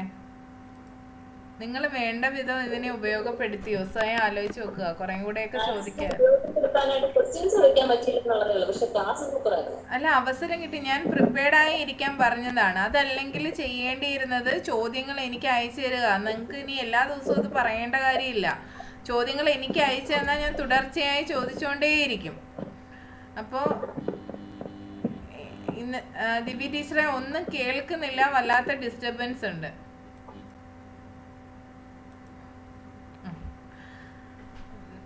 ബിന്ദു കേട്ടൂടേടാ? നല്ല ക്ലാസ് ആയിരുന്നു. പറഞ്ഞോ വീണ ടീച്ചറെ. നല്ല ക്ലാസ് ആയിരുന്നു ടീച്ചറെ. നല്ല സംസാരിക്കുന്നുണ്ട്. പിന്നെ എനിക്കൊരു ഡൗട്ട് എനിക്ക് ചോദിക്കാനുണ്ടായിരുന്നു. നമ്മുടെ ഇപ്പോഴത്തെ, പിന്നെ ടീച്ചറിന് ടൈം ഇല്ലാത്തതുകൊണ്ടാണ് ഞാൻ ചോദിക്കുന്നത്. നമ്മുടെ ഇപ്പോഴേക്ക് നടന്ന റീസെന്റ് ആയിട്ട് നടന്ന സംഭവങ്ങളുണ്ടല്ലോ, ഈ നിതിനേരെ കൊലപാതകം, അത്തരത്തിലുള്ള കേസുകൾ ഈ കുട്ടിക്ക് ഇതുപോലെ നേരത്തെ ചെറുപ്പത്തിലേ ഉണ്ടായിരുന്നുള്ള അത്തരത്തിലുള്ള വൈകല്യങ്ങൾ മൂലമാണോ എന്ന് ചോദിക്കണമെന്നുണ്ടായിരുന്നു. ടൈം ഇല്ലാത്തതുകൊണ്ട് ഞാൻ ഈ ചോദ്യം പ്രതീക്ഷിച്ചു. സത്യത്തിൽ ഞാൻ ഈ ചോദ്യം പ്രതീക്ഷിച്ചു. പിന്നെ ഇടയ്ക്ക് ഞാൻ പുറകോട്ട് നിന്നത് കുറേ ചോദ്യങ്ങൾ അല്ലെങ്കിൽ കുറേ പ്രാവശ്യം ഞാൻ ഇന്ററപ്റ്റ് ചെയ്ത് അവരോട് അങ്ങോട്ട് കയറി സംസാരിച്ചു. അപ്പോൾ ഇതിനകത്തുള്ള പലർക്കും പുതുതായ ആളുകളുണ്ട്, പലർക്കും പല ചിന്തകൾ വരാം. നമ്മളൊരു ക്ലാസ് നടത്തുന്നു, നമ്മൾ തന്നെ സംസാരിക്കുന്നു എന്നുള്ളത് നിങ്ങൾ പാർട്ടിസിപ്പേറ്റ് ചെയ്യാൻ വേണ്ടിയിട്ടാണ്, നിങ്ങൾക്കൊരു പ്രചോദനമായിട്ടാണ് ചോദിക്കുന്നത്. പക്ഷെ ആരും ഞാൻ ഉദ്ദേശിച്ച ലെവലിൽ നിങ്ങൾ എത്തിയില്ല, നിങ്ങൾ ചോദ്യങ്ങൾ ചോദിച്ചില്ല. തുറന്നു പറയുകയാണ്. ഞാൻ പറഞ്ഞതാണ്, നമ്മൾ വെറുതെ അല്ല ക്ലാസ് കണ്ടക്ട് ചെയ്യുന്നത്. നിങ്ങളുടെ പൈസയാണ്, ഞാനാണ് കണ്ടക്ട് ചെയ്തത്. വലിയൊരു ഗ്രൂപ്പാണ്, അവരിൽ ഒരുപാട് അറിവുകളുണ്ട്. നമ്മൾ മനസ്സിലാക്കേണ്ടത്, പ്രത്യേകിച്ചൊരു സ്ഥാപനമായിട്ടൊക്കെ ഇരിക്കുന്ന ആളുകൾ നമ്മൾ ചോദിക്കുന്നതനുസരിച്ച് അവർ പറയൂ. കാര്യം അവർ ഒരുപാട് ക്ലാസ്സുകൾ എടുക്കുന്നവരാണ്, അവർക്ക് ഇനിയും ക്ലാസ്സുകൾ വേണം. പക്ഷെ അങ്ങനെ ഒരു പൈസ ലാഭം ഉണ്ട്, ആ ഒരു ചിന്തയുണ്ടെന്നല്ല. എല്ലാവരും ബിസിനസ് മൈൻഡഡ് ആണ്. ഇവിടെ അവർക്ക് അങ്ങനെ ഉണ്ടെന്നല്ല പറയുന്നത്. അങ്ങനെയായിരുന്നെങ്കിൽ നമ്മുടെ അഭ്യർത്ഥന മാനിച്ച് ഇത്രയും റേറ്റ് കുറച്ച് അവരുടെ രീതിക്കനുസരിച്ച് ഹൈ റേറ്റിലാണ് കൊടുക്കുന്നത് ക്ലാസ്സുകൾ. നമ്മുടെ ഉദ്ദേശ ലക്ഷ്യം വെച്ച് നമ്മൾ സംസാരിച്ചത് വെച്ചിട്ടാണ് കുറച്ചും കൂടി ഇളവ്. എന്നെ സംബന്ധിച്ച് അത് വലിയ തുകയാണ്. അപ്പോൾ ആ രീതിയിൽ ക്ലാസ് വന്നത്. അപ്പോൾ മാക്സിമം ഉപയോഗിക്കണമെന്ന് ഞാൻ പറഞ്ഞതാണ്. അത് പോട്ടെ. അപ്പോൾ ഇന്നത്തെ ക്ലാസ്സിനെ കുറിച്ചുള്ള അഭിപ്രായം എന്താണ്? നമുക്ക് വേണ്ടത് കിട്ടിയോ? പിന്നെ കിട്ടുന്ന ഇനി സെറ്റ് ചെയ്യാൻ പറ്റുമോ എനിക്കറിയില്ല. എൻ്റെ കയ്യിൽ അതിനുള്ള ഇതില്ല. അപ്പം പറയുക, ഈ ഒരു സെക്ഷൻ വേണ്ടിയിരുന്നോ? ടീച്ചർ, ഈ ഒരു സെഷൻ നമുക്ക് കഴിഞ്ഞ ഇന്റർവ്യൂലൊക്കെ ഈ നമ്മുടെ ഈ പഠന വൈകല്യവുമായി ബന്ധപ്പെട്ട ഒരു ചോദ്യം ചോദിച്ചത് എനിക്ക് മനസ്സിലായിട്ടുണ്ട്. അപ്പം വേണ്ടുന്ന എല്ലാ കാര്യങ്ങളും ഇതിനകത്ത് തന്നെ കിട്ടിയെന്നാ എനിക്ക് തോന്നുന്നത്. പഠന വൈകല്യങ്ങൾ എന്താണെന്നും അതിന്റെ സിംറ്റംസ് എങ്ങനെയാണെന്നും പിന്നെ അതിനെ നമുക്ക് എങ്ങനെ കൈകാര്യം ചെയ്യാൻ പറ്റും എന്നും ഒക്കെ നമുക്ക് ഈ ക്ലാസ്സിലൂടെ മനസ്സിലായി. ഇതിനെ എങ്ങനെ കൈകാര്യം ചെയ്യാൻ പറ്റും, അല്ലെങ്കിൽ ഇതിന്റെ ശരിയായിട്ടുള്ള സിംറ്റംസ് എത്രത്തോളം ഉണ്ടായിരുന്നൊന്നും നമുക്ക് അറിയത്തില്ലായിരുന്നു. പ്രയോജനമുള്ള ക്ലാസ് ആയിരുന്നു. അതെ, നമ്മളിൽ പലരും പുറകോട്ട് ചിന്തിക്കുമ്പോൾ നമുക്കും ഉണ്ടായിരുന്നു, പല പ്രശ്നങ്ങളും ഉണ്ടായിരുന്നതായിട്ട്, ഇതിനകത്ത് പലതും ഉണ്ടായിരുന്നതായിട്ട് തോന്നുന്നുണ്ട് അല്ലേ? അപ്പോൾ ഇവിടെ ഞാനൊന്ന് കൺക്ലൂഡ് ചെയ്യാൻ ആഗ്രഹിക്കുകയാണ്. ലേണിംഗ് ഡിസബിലിറ്റീസ് എന്ന് പറയുമ്പോൾ ഒരുപാട് കാരണങ്ങൾ അതിനുണ്ട്. പ്രത്യേകിച്ച് മാം പറഞ്ഞതനുസരിച്ച് പാരമ്പര്യം ഒരു ഫാക്റ്റാണ്. അപ്പോൾ നമുക്ക് തന്നെ അവിടെ തന്നെ നമുക്കൊരു സൊല്യൂഷനുള്ള ഒരു സാധ്യതയാണ്. നിങ്ങൾ കടന്നു പോയിട്ടുണ്ടെങ്കിൽ, ഈ സിറ്റുവേഷനിലൂടെ നിങ്ങൾ കടന്നു പോയിട്ടുണ്ടെങ്കിൽ തീർച്ചയായും നിങ്ങളുടെ കുട്ടികൾ അതിലൂടെ കടന്നു പോകാനുള്ള സാധ്യതയുണ്ട്. അത് മനസ്സിലാക്കി മുൻപേ നിങ്ങൾക്ക് എന്ത് ചെയ്യാം, പ്രഗ്നൻസിയിൽ തന്നെ രണ്ടാമത് പ്രഗ്നൻ്റ് ആവുന്നവർക്കാണെങ്കിൽ പ്രഗ്നൻസിയിൽ തന്നെ ചില സ്റ്റെപ്പുകൾ എടുക്കാം. അതോടൊപ്പം തന്നെ അമ്മമാരായിട്ടുള്ളവരാണെങ്കിൽ ഇനി നിങ്ങൾക്ക് അനായാസേന നിങ്ങളുടെ കുട്ടികളുടെ പ്രശ്നങ്ങളെ ഒന്നുകൂടി വിലയിരുത്താൻ പറ്റും. ഇങ്ങനെയാണെങ്കിൽ ഗൈഡൻസ് എന്ന് കരുതി തുരുതുര എല്ലാ എണ്ണവും കൂടെ പോയി എൻ്റെ കൊച്ചിന് പ്രശ്നമാണെന്ന് പറഞ്ഞുകൊണ്ടിരിക്കരുത്. ഒന്നുകൂടി അനലൈസ് ചെയ്യുക, ഇതൊക്കെ ഉള്ളതാണോ, നമ്മുടെ കുട്ടിക്കുണ്ടോ. ഓരോന്ന് കേൾക്കുമ്പോഴും നമുക്ക് തോന്നും എനിക്കുണ്ടായിരുന്നല്ലോ കുട്ടിക്കുണ്ടായിരുന്നല്ലോ എന്ന്. അങ്ങനെയല്ല, അവൻ്റെ ഏജ് നോക്കുക, അത് നമ്മളെ കൊണ്ട് ഹാൻഡിൽ ചെയ്യാൻ പറ്റുമോ എന്ന് നോക്കുക, എന്നിട്ട് ഇതിനൊക്കെ നിൽക്കുക എന്നുള്ളതാണ് എൻ്റെ അഭിപ്രായം. അപ്പോൾ തീർച്ചയായും ഇത് രക്ഷിതാവെന്ന നിലയിലും അധ്യാപിക എന്നുള്ള നിലയിലും നിങ്ങൾക്ക് ഗുണം ചെയ്യും. ഇനി ഒരു ചോദ്യം ചോദിക്കുകയാണ്, ഡിസ്ലെക്സിയ, ഡിസ്ഗ്രാഫിയ അല്ലെങ്കിൽ ഡിസ്കാൽക്കുലിയ ഉള്ള കുട്ടിയെ എങ്ങനെയാണ് ഹാൻഡിൽ ചെയ്യേണ്ടത് എന്ന് ചോദിക്കുമ്പോൾ നമ്മൾ പ്രധാനമായിട്ട് പറയേണ്ടത് ടീച്ചിങ് എയ്ഡുകളുടെ കാര്യമൊക്കെ തന്നെയാണ്. ഒപ്പം തന്നെ അവരുടെ ഇന്ദ്രിയങ്ങൾ ഉപയോഗിച്ചുള്ള പ്രവർത്തനങ്ങൾക്ക് പ്രാധാന്യം കൊടുക്കുക, ഇടവേളകൾ കൊടുക്കുക. ഇപ്പം നമ്മൾ ഫിൻലൻഡിൻ്റെ വിദ്യാഭ്യാസ മാതൃക എന്ന് പറയുന്ന പുസ്തകം വായിച്ചു. അതിൽ നിന്ന് മനസ്സിലാക്കിയ ഏറ്റവും പ്രധാനപ്പെട്ട ഒരു കാര്യം തന്നെ ആവർത്തിച്ചാണ് ഞാൻ വായിച്ചു വിട്ടത്. ആരെങ്കിലും ഒരാൾ പറഞ്ഞേ അതിൽ നിന്ന് മനസ്സിലായ പ്രധാനപ്പെട്ട കാര്യം, ആ വോയിസ് കേട്ടതിൽ നിന്ന്. 45 മിനിറ്റ് കഴിയുമ്പോൾ കുട്ടിക്ക് കൃത്യമായ ഇടവേളകൾ നൽകണം. അതെ, 45 മിനിറ്റ് കഴിയുമ്പോൾ കുട്ടിക്ക് കൃത്യമായ ഇടവേള, 15 മിനിറ്റ് ദൈർഘ്യമുള്ള ഇടവേളകൾ നൽകുക. അപ്പോൾ നമ്മുടെ സ്കൂളിൻ്റെ പീരീഡുകൾ അങ്ങനെയാണ് സെറ്റ് ചെയ്തിരിക്കുന്നതെങ്കിലും പലപ്പോഴും UP തലത്തിലൊക്കെ 2 പീരീഡ് കഴിയുമ്പോൾ ഇൻ്റർവെൽ എന്നൊക്കെ വരുന്ന ഒരു സിസ്റ്റവും ഉണ്ടായിരുന്നു. അപ്പോൾ അങ്ങനെയല്ല, കൃത്യമായ 45 മിനിറ്റിന് ശേഷം ഇടവേള. അപ്പോൾ ഒരു ഡിസബിലിറ്റി ഉള്ള കുട്ടിക്കാണേലോ അവർക്ക് അതിനേക്കാൾ കൂടുതൽ ഇടവേളകൾ ആവശ്യമായിട്ട് വരും. അതായത് അവൻ്റെ മൈൻഡിനെ ഡൈവേർട്ട് ചെയ്യുന്ന തരത്തിലുള്ള പ്രവർത്തനമാവരുത് എന്ന് വെച്ചാൽ അവൻ്റെ ശ്രദ്ധയെ ഡൈവേർട്ട് ചെയ്യുന്ന തരത്തിലുള്ളത്. അവന് ഒരുപാട് സമയം പിടിച്ചു നിൽക്കാൻ പറ്റില്ല, ശ്രദ്ധിച്ചിരിക്കാൻ പറ്റില്ല. അപ്പോൾ ചെയ്യേണ്ടത് വ്യത്യസ്തമായ ഓരോ 15 മിനിറ്റോ അല്ലെങ്കിൽ 20 മിനിറ്റോ കഴിയുമ്പോൾ അടുത്ത പ്രവർത്തനത്തിന് പുതുമയുണ്ടാവണം. അവനെ ഒരു കളറിങ് ആക്ടിവിറ്റിയാണ് കൊടുത്തതെങ്കിൽ പെട്ടെന്ന് തന്നെ അടുത്തതായിട്ട് അവനൊരു ഡാൻസിൻ്റെയോ അല്ലെങ്കിൽ പാട്ടിൻ്റെയോ ചലനത്തിനുള്ളതോ അവിടെ നിന്ന് എണീക്കാൻ പറ്റുന്ന തരത്തിലോ ഉള്ളത് ആക്ടിവിറ്റീസ് കൊടുക്കുക. അതാണ് നമ്മൾ ചെയ്യേണ്ടത്. അപ്പോൾ നമ്മൾ ഇത് പറയുമ്പോൾ എപ്പോഴും നമ്മുടെ സെൻസ് ഓർഗൻസ് ഉപയോഗിച്ചുള്ള പഠന പ്രവർത്തനങ്ങൾക്കും ഉപകരണങ്ങൾക്കും പ്രാധാന്യം കൊടുക്കുക. ഇപ്പോൾ അക്ഷരങ്ങളൊക്കെ ആണെങ്കിൽ തൊട്ട് മനസ്സിലാക്കാൻ പറ്റുന്നതിന് സാൻഡ് പേപ്പറുകൾ ഉപയോഗിച്ച് പേപ്പർ കട്ടിങ്ങുകളിലൂടെ ചെയ്യുമെന്നോ അക്ഷരങ്ങൾ രൂപപ്പെടുത്തിയിട്ട് അതിലൂടെ തൊട്ട് മനസ്സിലാക്കാൻ പറയും. അത് കുട്ടികളുടെ മനസ്സിൽ പതിയും. അപ്പോൾ അങ്ങനെ ഡിസബിലിറ്റി ഉണ്ടെന്ന് പറയുന്ന ആളുകൾ അതൊക്കെ ഒന്ന് പരീക്ഷിച്ചു നോക്കുക. അതുപോലെ എപ്പോഴും ഈ പറയുന്ന പോലെ ടീച്ചർ പറഞ്ഞതുപോലെ എപ്പോഴും കാണത്തക്ക രീതിയിൽ ചാർട്ട് തൂക്കും. എന്തുകൊണ്ട് ക്ലാസ്സിൽ പറ്റിക്കൂടാ? ഒരു കുട്ടിക്ക് പ്രശ്നമുണ്ടെങ്കിൽ നമ്മൾ അങ്ങനെ ഒരു ചാർട്ട് പ്രിപ്പയർ ചെയ്ത് 4 ചുവരുകളിലും ഇടും. കുട്ടി കാണട്ടെ, അവൻ ചെയ്യട്ടെ. ഒരാൾക്കാണെങ്കിൽ അവന് അങ്ങനെ പ്രാധാന്യം കൊടുക്കും നമ്മൾ. അതുപോലെ ഇനി ഡിസ്കാൽക്കുലിയ ആണെങ്കിലോ അവിടെയും ടീച്ചിങ് എയ്ഡ്സ് തന്നെയാണ്. അപ്പോൾ നമ്മൾക്ക് അവിടെ ഉത്തരം പറയുമ്പോൾ ഉല്ലാസ ഗണിതവും ഗണിത ലാഭവും ഒക്കെ കൊണ്ടുവരണം. എന്താ അമ്മേ?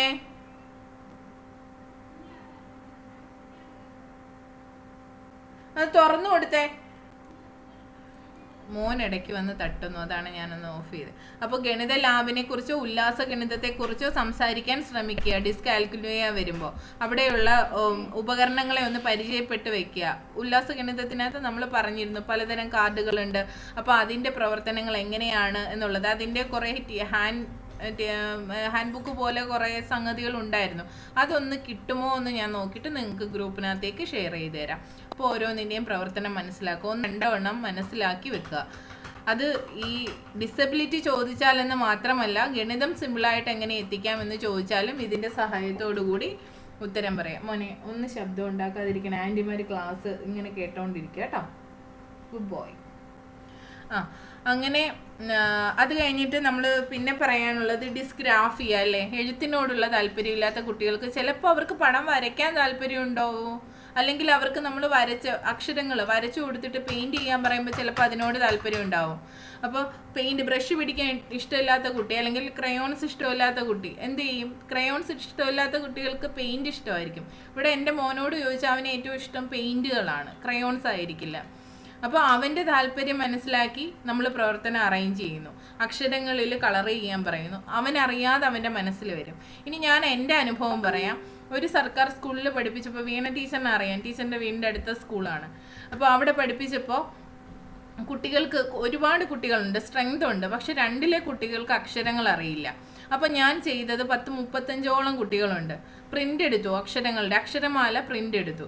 പ്രിൻ്റ് എടുത്തിട്ട് കുത്തിയിരുന്ന് കട്ട് ചെയ്ത് കുഞ്ഞു ബുക്ക്, പോക്കറ്റ് ഡയറി പോലെ ഒരു ബുക്കാക്കി.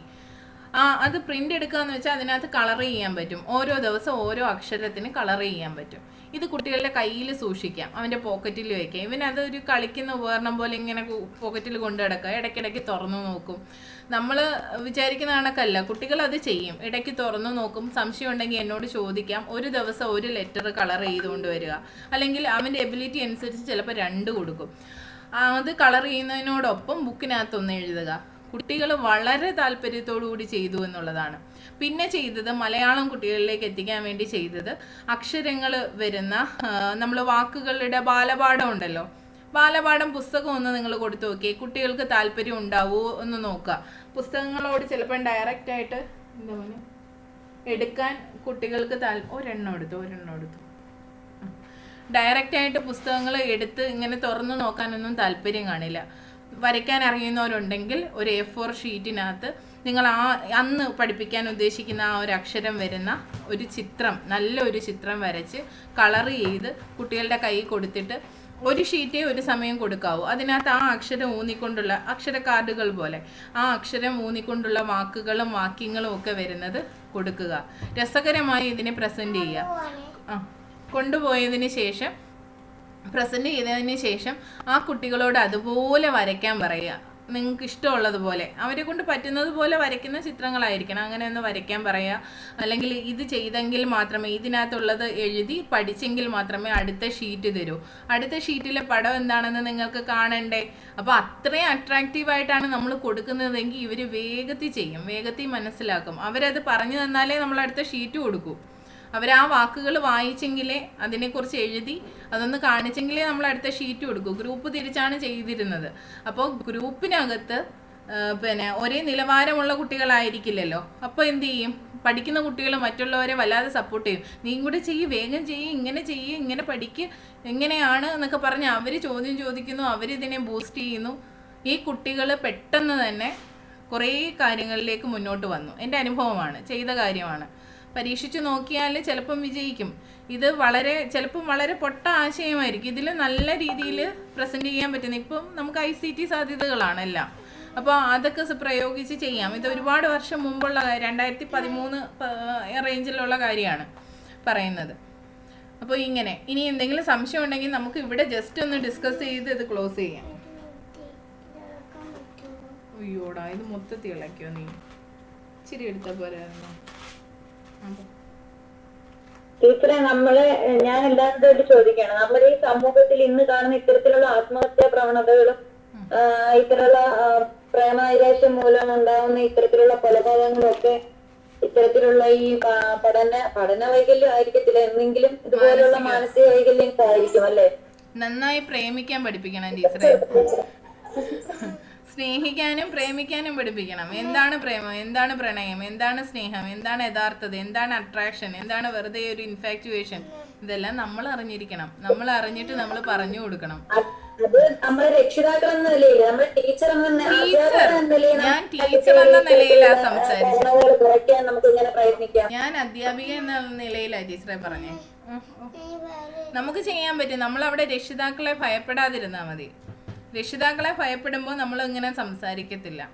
ഒരു കുട്ടിക്ക് ഞാൻ പറഞ്ഞതാണ്, ഒരു കുട്ടിയുടെ ലവ് ലെറ്റർ അവൻ എണീറ്റ് നിന്നപ്പോൾ തറയെ വീണ ഒരു കഥ. അവൻ നിന്ന് വിറയ്ക്കുകയാണ്, അവൻ്റെ കൂട്ടുകാരെ നിന്ന് ചിരിക്കുകയാണ്. ഞാൻ ടീച്ചിങ് പ്രാക്ടീസിന് പോയതാണ്. ഹൈസ്കൂളാണ്. അപ്പോൾ ഞാനും ചിരിച്ചു. ഞാനിതെടുത്ത് വായിച്ചു. കൊള്ളാം, തുടക്കം ഫസ്റ്റ് ലൈൻ കാണുമ്പോഴേ അറിയാമല്ലോ സംഗതി എന്താണെന്ന്. അപ്പോൾ ഞാൻ എടുത്ത് എൻ്റെ ബുക്കിനകത്ത് വെച്ചു. ഇവനിങ്ങനെ വിറയ്ക്കുക. അപ്പോൾ ഞാൻ അവൻ്റെ കയ്യിൽ പിടിച്ചിട്ട് പറഞ്ഞു, എന്താടാ തണുക്കുന്ന, എന്താ പ്രശ്നമല്ല, നീ വായിക്കുക, നീ കണ്ടിന്യൂ ചെയ്യേ എന്ന് പറഞ്ഞു. അവനിങ്ങനെ നിന്ന് വായിച്ചുകൊണ്ടിരുന്ന പോർഷൻ വായിച്ചു. ഞാൻ അനങ്ങുന്നില്ല, ഞാനൊന്നും പറഞ്ഞില്ല. കുറച്ച് കഴിഞ്ഞപ്പോൾ ഇൻ്റർവെൽ സമയത്ത് അവൻ ഇങ്ങോട്ട് വന്നു. ടീച്ചറെ, അത് ഞാൻ ചെയ്ത തെറ്റൊന്നുമല്ല, നല്ല ലാംഗ്വേജാണ്, കണ്ടിന്യൂ ചെയ്യുക, നന്നായിട്ട് എഴുതുക. പക്ഷെ അത് എഴുതുമ്പോൾ ആർക്ക് കൊടുക്കണമെന്നുള്ളതിനെക്കുറിച്ച് ചിന്തിക്കുക. അത് കൊടുക്കേണ്ട കാര്യമുണ്ടോ, ഇപ്പോൾ അതിനുള്ള സമയമാണോ എന്നൊക്കെ ഒന്ന് ആലോചിക്കുക. ഇതൊക്കെ തോന്നിയില്ലെങ്കിലാണ് പ്രശ്നം എന്ന് പറഞ്ഞു. ഞാൻ പിന്നെ കണ്ടിട്ടേ ഇല്ല, അവൻ ആ കുട്ടിയെ നോക്കുന്നതും കണ്ടിട്ടില്ല, മറ്റുള്ളവരും പറഞ്ഞറിഞ്ഞിട്ടില്ല. അപ്പോൾ ഇവരവിടെ പുറകെ എന്ന് പറയും, ഇപ്പോൾ കിട്ടും, HM വിളിക്കും, ഇപ്പോൾ കിട്ടും, നിനക്ക് കിട്ടും എന്നൊക്കെ പറഞ്ഞ് ഇങ്ങനെ നിൽക്കുകയാണ്. പക്ഷെ ആരും അറിഞ്ഞില്ല അവൻ ആർക്കാണ് ലെറ്റർ എഴുതിയതെന്നോ അവൻ എന്താണ് ചെയ്തതെന്നോ. ആ കുട്ടി അതിൽ നിന്ന് മാറി, അതെനിക്കറിയാം. അവനത് പിന്നെ ശ്രദ്ധിച്ചിട്ടില്ല. നമ്മളോടുള്ള ഒരു റെസ്പെക്റ്റ് ആവാം, അല്ലെങ്കിൽ അത് ഇപ്പം അതിനുള്ള സമയമല്ല എന്നത് നമ്മൾ പറയാതെ അവനിലേക്ക് എത്തിക്കുകയാണ് ചെയ്തത്. നല്ല സുഹൃത്തുക്കളായിട്ട് അവർ തുടർന്നു. കൊടുത്തിരുന്നെങ്കിലോ നമ്മുടെ തകർന്നേനെ. സ്കൂള് മൊത്തം അറിഞ്ഞു, അതിന്റെ പേരൻസ് അറിഞ്ഞാൽ കൊച്ചിനെ പിന്നെ കാണുന്ന ഏത് രീതിയിലായിരിക്കും? അതെ, തീർച്ചയായിട്ടും തീർച്ചയായിട്ടും. ഇവിടെ എന്നെ പറഞ്ഞോ ടീച്ചറെ, ഫൗസി ടീച്ചറെ. ഞാൻ വേറെ കാര്യം ചോദിക്കാം. ഇപ്പൊ ഈ വളർച്ച വികാസത്തെ സ്വാധീനിക്കുന്നുണ്ടോ? വളർച്ച, ശാരീരിക വളർച്ച ഭൗതിക വളർച്ചയെയും സ്വാധീനിക്കുന്നുണ്ടോ എന്ന് ചോദിച്ചാൽ ഉണ്ട്. കൃത്യമായ പോഷണം കിട്ടിയില്ല, ശാരീരിക കൃത്യമായ പോഷകങ്ങൾ വളർച്ച വികാസത്തെ സ്വാധീനിക്കുന്നുണ്ട്, പക്ഷെ വികാസത്തെ വളർച്ച സ്വാധീനിക്കുന്നില്ല. അങ്ങനെ ഒരു ഇത് പഠിച്ചിട്ടുള്ളതായിട്ടൊരു ഓർമ്മ. അതെ, വളർച്ചയെ വികാസം സ്വാധീനിക്കും, അങ്ങനെ തിരിച്ചല്ലേ ടീച്ചറെ? വികാസത്തെ അല്ലേ? അതൊന്നുകൂടി ഒന്ന്. വികാസത്തെ വളർച്ച സ്വാധീനിക്കുന്നില്ല. കാര്യം വികാസം ഏത് പ്രായത്തിലും മരണം വരെ വികാസം സംഭവിച്ചുകൊണ്ടിരിക്കുകയാണ്. അതുകൊണ്ട് വളർച്ച ഒരു ടൈം പോകുന്നു എന്നാണ്. അതെ, വളർച്ച നമുക്കൊരു പരിധിയുണ്ട്, അത് കഴിയുമ്പോൾ വളർച്ച ഉണ്ടാവില്ല. വളർച്ച വികാസത്തെ സ്വാധീനിക്കുന്നുണ്ട്, പക്ഷെ വികാസത്തില് വളർച്ച സ്വാധീനിക്കുന്നില്ല. എന്ന് വെച്ചാല് ഏത് പറഞ്ഞു അല്ല, എന്റെ മനസ്സിലപ്പോ തോന്നുകയാണേ, ഇപ്പൊ ഗിന്നസ് ബക്കറും ഒക്കെ ഉണ്ടല്ലോ, അവർക്കൊന്നും വളർച്ചയില്ലല്ലോ, അപ്പൊ എന്നാ അവർക്ക് വികാസം ഉണ്ടല്ലോ. അതെ, ഇത് രണ്ട് തരം. നമുക്ക് വളർച്ച എന്ന് പറയുമ്പോൾ ഈ പോഷകാഹാരത്തിന്റെ കുറവ് മൂലം ഉണ്ടാകുന്നതും വളർച്ചയെ ബാധിക്കാറില്ലേ? അല്ലെങ്കിൽ കൃത്യമായ ശാരീരിക അങ്ങനെ വരുവാണെങ്കിൽ അത് ഭൗതിക തലത്തെയും ബാധിക്കാറുണ്ട് ചെറിയ തോതിൽ. അപ്പോൾ നമുക്കിത് പൂർണ്ണമായി അങ്ങനെ പറയാൻ പറ്റുമോ എന്ന് ചോദിച്ചാൽ, പക്ഷേ ഈ പറയുന്ന പോലെ വളർച്ച എത്താത്ത ഒരാളിൽ വികാസം ഉണ്ടാവും. അയാളുടെ പ്രായത്തിനനുസരിച്ചുള്ള ശാരീരിക വളർച്ചയില്ല, പക്ഷെ ഭൗതിക വളർച്ച ഉണ്ടാകും. മോനെ എല്ലാം ഇളക്കി. ഇത് നല്ല ഹാബിറ്റ് ആണോ? ഇതെന്താ ചെയ്യുന്നേ? അതാണ് ടീച്ചറെ, വളർച്ച വികാസം സ്വാധീനിക്കുന്നുണ്ട്. കാര്യം നമ്മൾ ഈ ടീച്ചർ പറഞ്ഞ പോലെ പോഷകാഹാര കുറവൊക്കെ ഉണ്ടാകുന്ന കുട്ടികളിൽ വികാസം കുറവായിരിക്കും. അതെ, അപ്പം വളർച്ചയും അതുപോലെ വികാസവും അവിടെ കുറയുകയാണ് ചെയ്യുന്നത്. പക്ഷെ വികാസം ഏത് പ്രായപരിധിയിലും മരണം വരെ വികാസം സംഭവിക്കുന്നു എന്നാണ് പറയുന്നത്. അത് വളർച്ചയെ ആശ്രയിക്കുന്നില്ല. നിങ്ങൾ കണ്ടിന്യൂ ചെയ്തോണേ. ഇവിടെ ഒരാളുടെ പരിപാടികൾ തുടങ്ങി. ടീച്ചേഴ്സ്, എനിക്കിനി 7% ഉള്ളൂ, ഞാൻ പോവാം.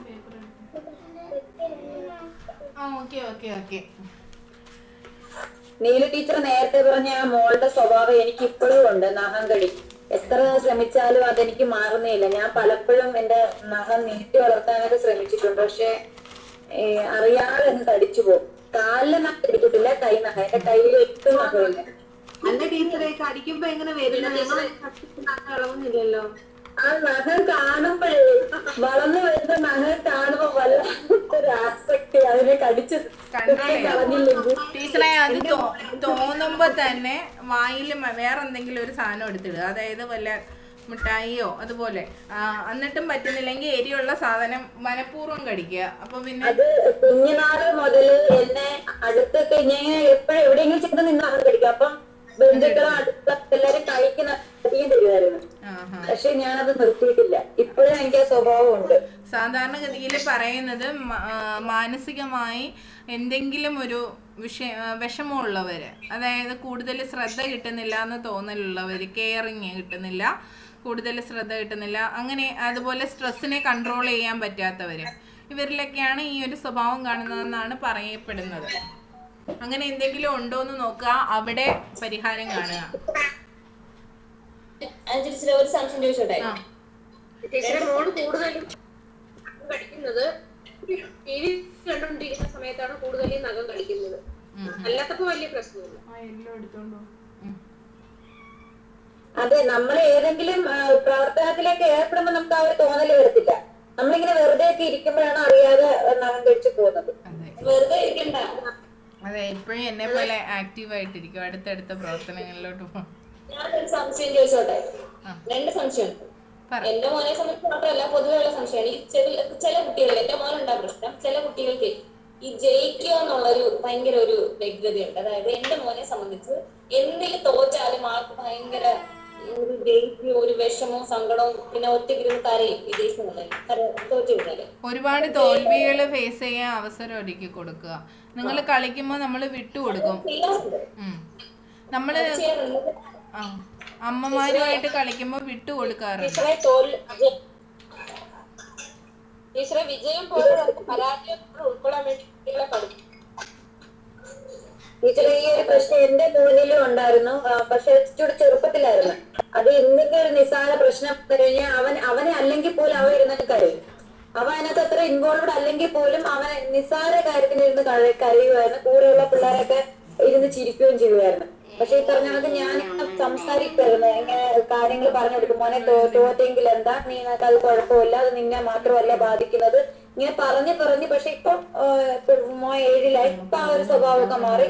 ഇപ്പം കളിയിലാണെങ്കിൽ ഇപ്പൊ സാറ്റർഡേ കളിക്കുകയാണെങ്കിൽ ഇവനെ ആദ്യം കണ്ടുപിടിച്ച് വരുന്ന കളി. അങ്ങനെ ഒരു സ്വഭാവം ഉണ്ടായിരുന്നു. ഇവിടെ അത് തന്നെയാണ് പറഞ്ഞേട്ടോ കേട്ടോ യേശു.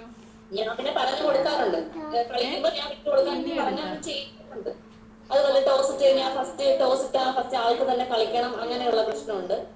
പിന്നെ ഈ നഖംകടിയുടെ കാര്യം പറഞ്ഞപ്പോഴാണ് അവന് സ്ഥിരമായിട്ടുള്ള പ്രശ്നമാണ്. അതായത് ഈ എന്നും നഖം വെട്ടണം. അത് കൈവിട്ട് വെട്ടിക്കത്തില്ല, നെയിൽ കട്ട് വെട്ടി എന്നും നഖം വെട്ടി നഖം ഇല്ല കൈക്ക് എന്നും വെട്ടണം. അതൊരു മെന്റൽ പ്രോബ്ലം ആണെന്ന് എനിക്ക് തോന്നിയിട്ടുണ്ട്. അത് എന്റെ മോൾക്കും ഉണ്ട് ബിന്ദു ടീച്ചറെ. എന്റെ മോൾക്കും ഉണ്ട്. ചുമ്മാ ഒരു ശകലം നടന്നിരുന്നാലും എന്റെ അടുത്തൊന്നും നഖം വെട്ടി വേണോന്ന്. വെട്ടത്തൊന്നുമില്ല, ചുമ്മാ വെച്ചുകൊണ്ടിരുന്നാലും മതി. ഒരു ഇത് വെട്ടും. ഇനി നമുക്ക് ഇന്നത്തെ ചർച്ച അവസാനിപ്പിച്ചൂടെ? വേറെ എന്തെങ്കിലും ഉണ്ടെങ്കിൽ ഗ്രൂപ്പിനകത്ത് ഇടുക. അപ്പം എല്ലാവരും ഹാപ്പിയാണെന്ന് കരുതുന്നു. ഓക്കെ ഓക്കേടാ.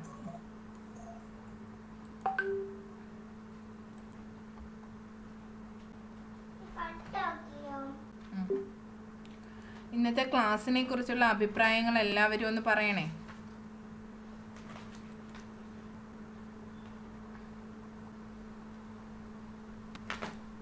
നല്ല ക്ലാസ്സായിരുന്നു കേട്ടോ.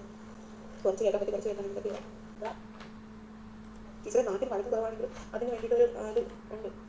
ഇവര് നമുക്ക് വാക്കുകൾ കുറവാണ്, അതുകൊണ്ടുള്ള പ്രശ്നം വരുന്നത്. വഴങ്ങിയിട്ട് ചെയ്യും ടീച്ചറെ. ഞാനിപ്പോൾ തന്നെ മന്ത്രമൊക്കെ പറഞ്ഞ് കൊടുത്താൽ ഇവ ഇരുന്ന് ഏകദേശം അതുകൊണ്ട് ചൊല്ലും. നാട്ടിൽ വഴങ്ങിയൊക്കെ വരുമല്ലോ. ഇവർ വൊക്കാബുലറി കുറവാണ്. ടീച്ചറിനായിട്ട് തുടങ്ങി പറയും, അടുത്ത ആഴ്ച കോൺടാക്ട് ചെയ്യും. എന്നിട്ട് ഇങ്ങനെ എന്തെങ്കിലും സംവിധാനം ഉണ്ടെന്ന് കേൾക്കാൻ പറയും. ടീച്ചറെ ഞാൻ ഇവിടെ നമ്മുടെ CHC സിസ്റ്റം ഒന്ന് അന്വേഷിച്ചിട്ട് പറയുന്നത് കൊല്ലത്ത് എവിടെയാണെങ്കിലും അല്ലെങ്കിൽ ഞാൻ തിരുവനന്തപുരത്ത് വരെ വന്നിട്ടുണ്ട്. ഓക്കെ ടീച്ചർ, എന്തായാലും അവരുടെ നമ്പർ ഒന്ന് ഒപ്പിക്കും. ഈ പറയുന്ന ഇന്നത്തെ ക്ലാസ് ഒക്കെ നടത്തി അവരുടെ ടീമിലേക്കൊക്കെ പോവുകയാണെങ്കിൽ നല്ല റേറ്റ് ആവുമായിരിക്കും എന്നാണ് എനിക്ക് തോന്നുന്നത്. അറിയില്ല. എന്തായാലും ഞാൻ ആ ടീച്ചറിനോട് പറയാം കേട്ടോ. നല്ല ക്ലാസ്സായിരുന്നു കേട്ടോ.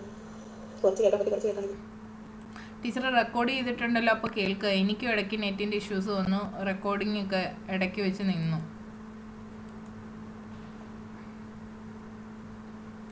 ഹായ് ടീച്ചേഴ്സ്, നെറ്റ് ഏകദേശം തീർന്നു, അതുകൊണ്ടാണ് അതിന് ലെഫ്റ്റ് ആയത്. പിന്നെ അഞ്ച് ടീച്ചർ നല്ല ക്ലാസ്സായിരുന്നു. എന്ന് വെച്ചാൽ ഒരു രക്ഷിതാവ് എന്ന നിലയിൽ ഏറ്റവും നല്ലൊരു ക്ലാസ്സായിരുന്നു പറയാം. എന്ന് വെച്ചാൽ ആ ടീച്ചർ പറഞ്ഞ അല്ലെങ്കിൽ മാം പറഞ്ഞ പല കാര്യങ്ങളും പല പ്രശ്നങ്ങളും എൻ്റെ മക്കൾക്കും ഉണ്ട് എന്നെനിക്ക് തോന്നി അത് കേട്ടപ്പോഴും. പിന്നെ ചോദിക്കണമെന്ന് വെച്ചാൽ സംശയങ്ങൾ. എൻ്റെ മോക്കും നഖംകടിയുണ്ട്, അപ്പോൾ അത് ടീച്ചർ ചോദിച്ചു അതിന് ഇത് കിട്ടി. പിന്നെ അക്ഷരങ്ങൾ എഴുതാൻ എന്താണ് ഭയങ്കര പ്രയാസമാണ് എൻ്റെ മോക്ക്. ഒരു പേജ് തന്നെ എഴുതാൻ കൊടുത്താൽ അവൾ എഴുതത്തില്ല. ഒരു വരി എഴുതിയിട്ട് ഇനി എത്ര എഴുതണം, ഇനി എപ്പോൾ തീരും എന്നുള്ള സംശയങ്ങളാണ് അവർക്ക്. അപ്പോൾ അത് ഇതിന് ഡിസബിലിറ്റി ആണെന്ന് തോന്നുന്നു. പിന്നെ ഞാൻ വിചാരിക്കുന്നത് ഇപ്പോൾ കോവിഡ് കാലം ആയതുകൊണ്ട് ഇപ്പോഴത്തെ മക്കൾക്ക് സ്കൂളിൽ പോകാൻ പറ്റിയിട്ടില്ല. അപ്പോഴേക്ക് അവര്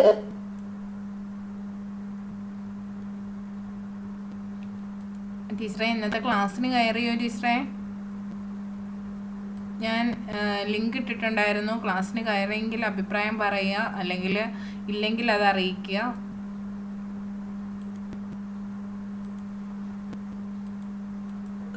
വളരെ നല്ല ക്ലാസ്സായിരുന്നു ടീച്ചർ. നന്നായിട്ട് നമുക്ക് ആ ഒരു കാര്യം കാര്യം സത്യം ഇങ്ങനെ തുടങ്ങണം, അത് അവസാനിക്കുന്ന എന്നുള്ള രീതിയിലെല്ലാം നല്ല രീതിയിൽ പറഞ്ഞു. ഇന്ററാക്ഷൻ സെക്ഷൻസ് വെച്ച് കുറവായിരുന്നു ടീച്ചറുടെ ടൈം. ഒരുപാട് പേരുകളൊക്കെയാണ്, നമുക്ക് അത്രത്തോളം ക്വസ്റ്റ്യൻസ് ചോദിക്കാൻ പറ്റിയില്ലല്ലോ എന്നൊരു വളരെ ചെറിയ വിഷമം മാത്രമേ ഉള്ളൂ. ബാക്കിയെല്ലാം ടീച്ചർ എടുത്താൽ. അപ്പോൾ എല്ലാവരും ഹാപ്പിയാണെന്ന് കരുതുന്നു. ഒരുവിധം ചോദ്യങ്ങൾ ചോദിക്കണമായിരുന്നു എന്നുള്ള ഒരു പ്രശ്നമേ ഉള്ളൂ.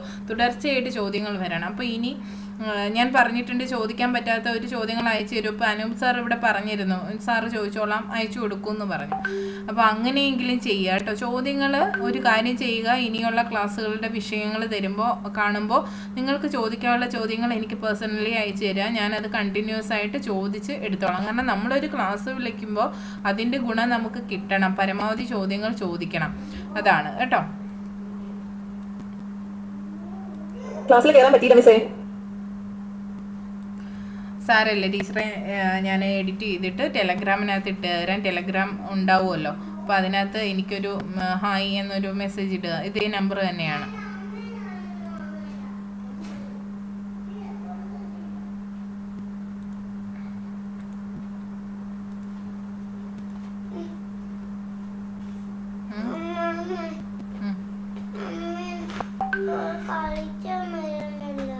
അമ്മ വരുമോ? എന്തോ കളിക്കണ്ടേ?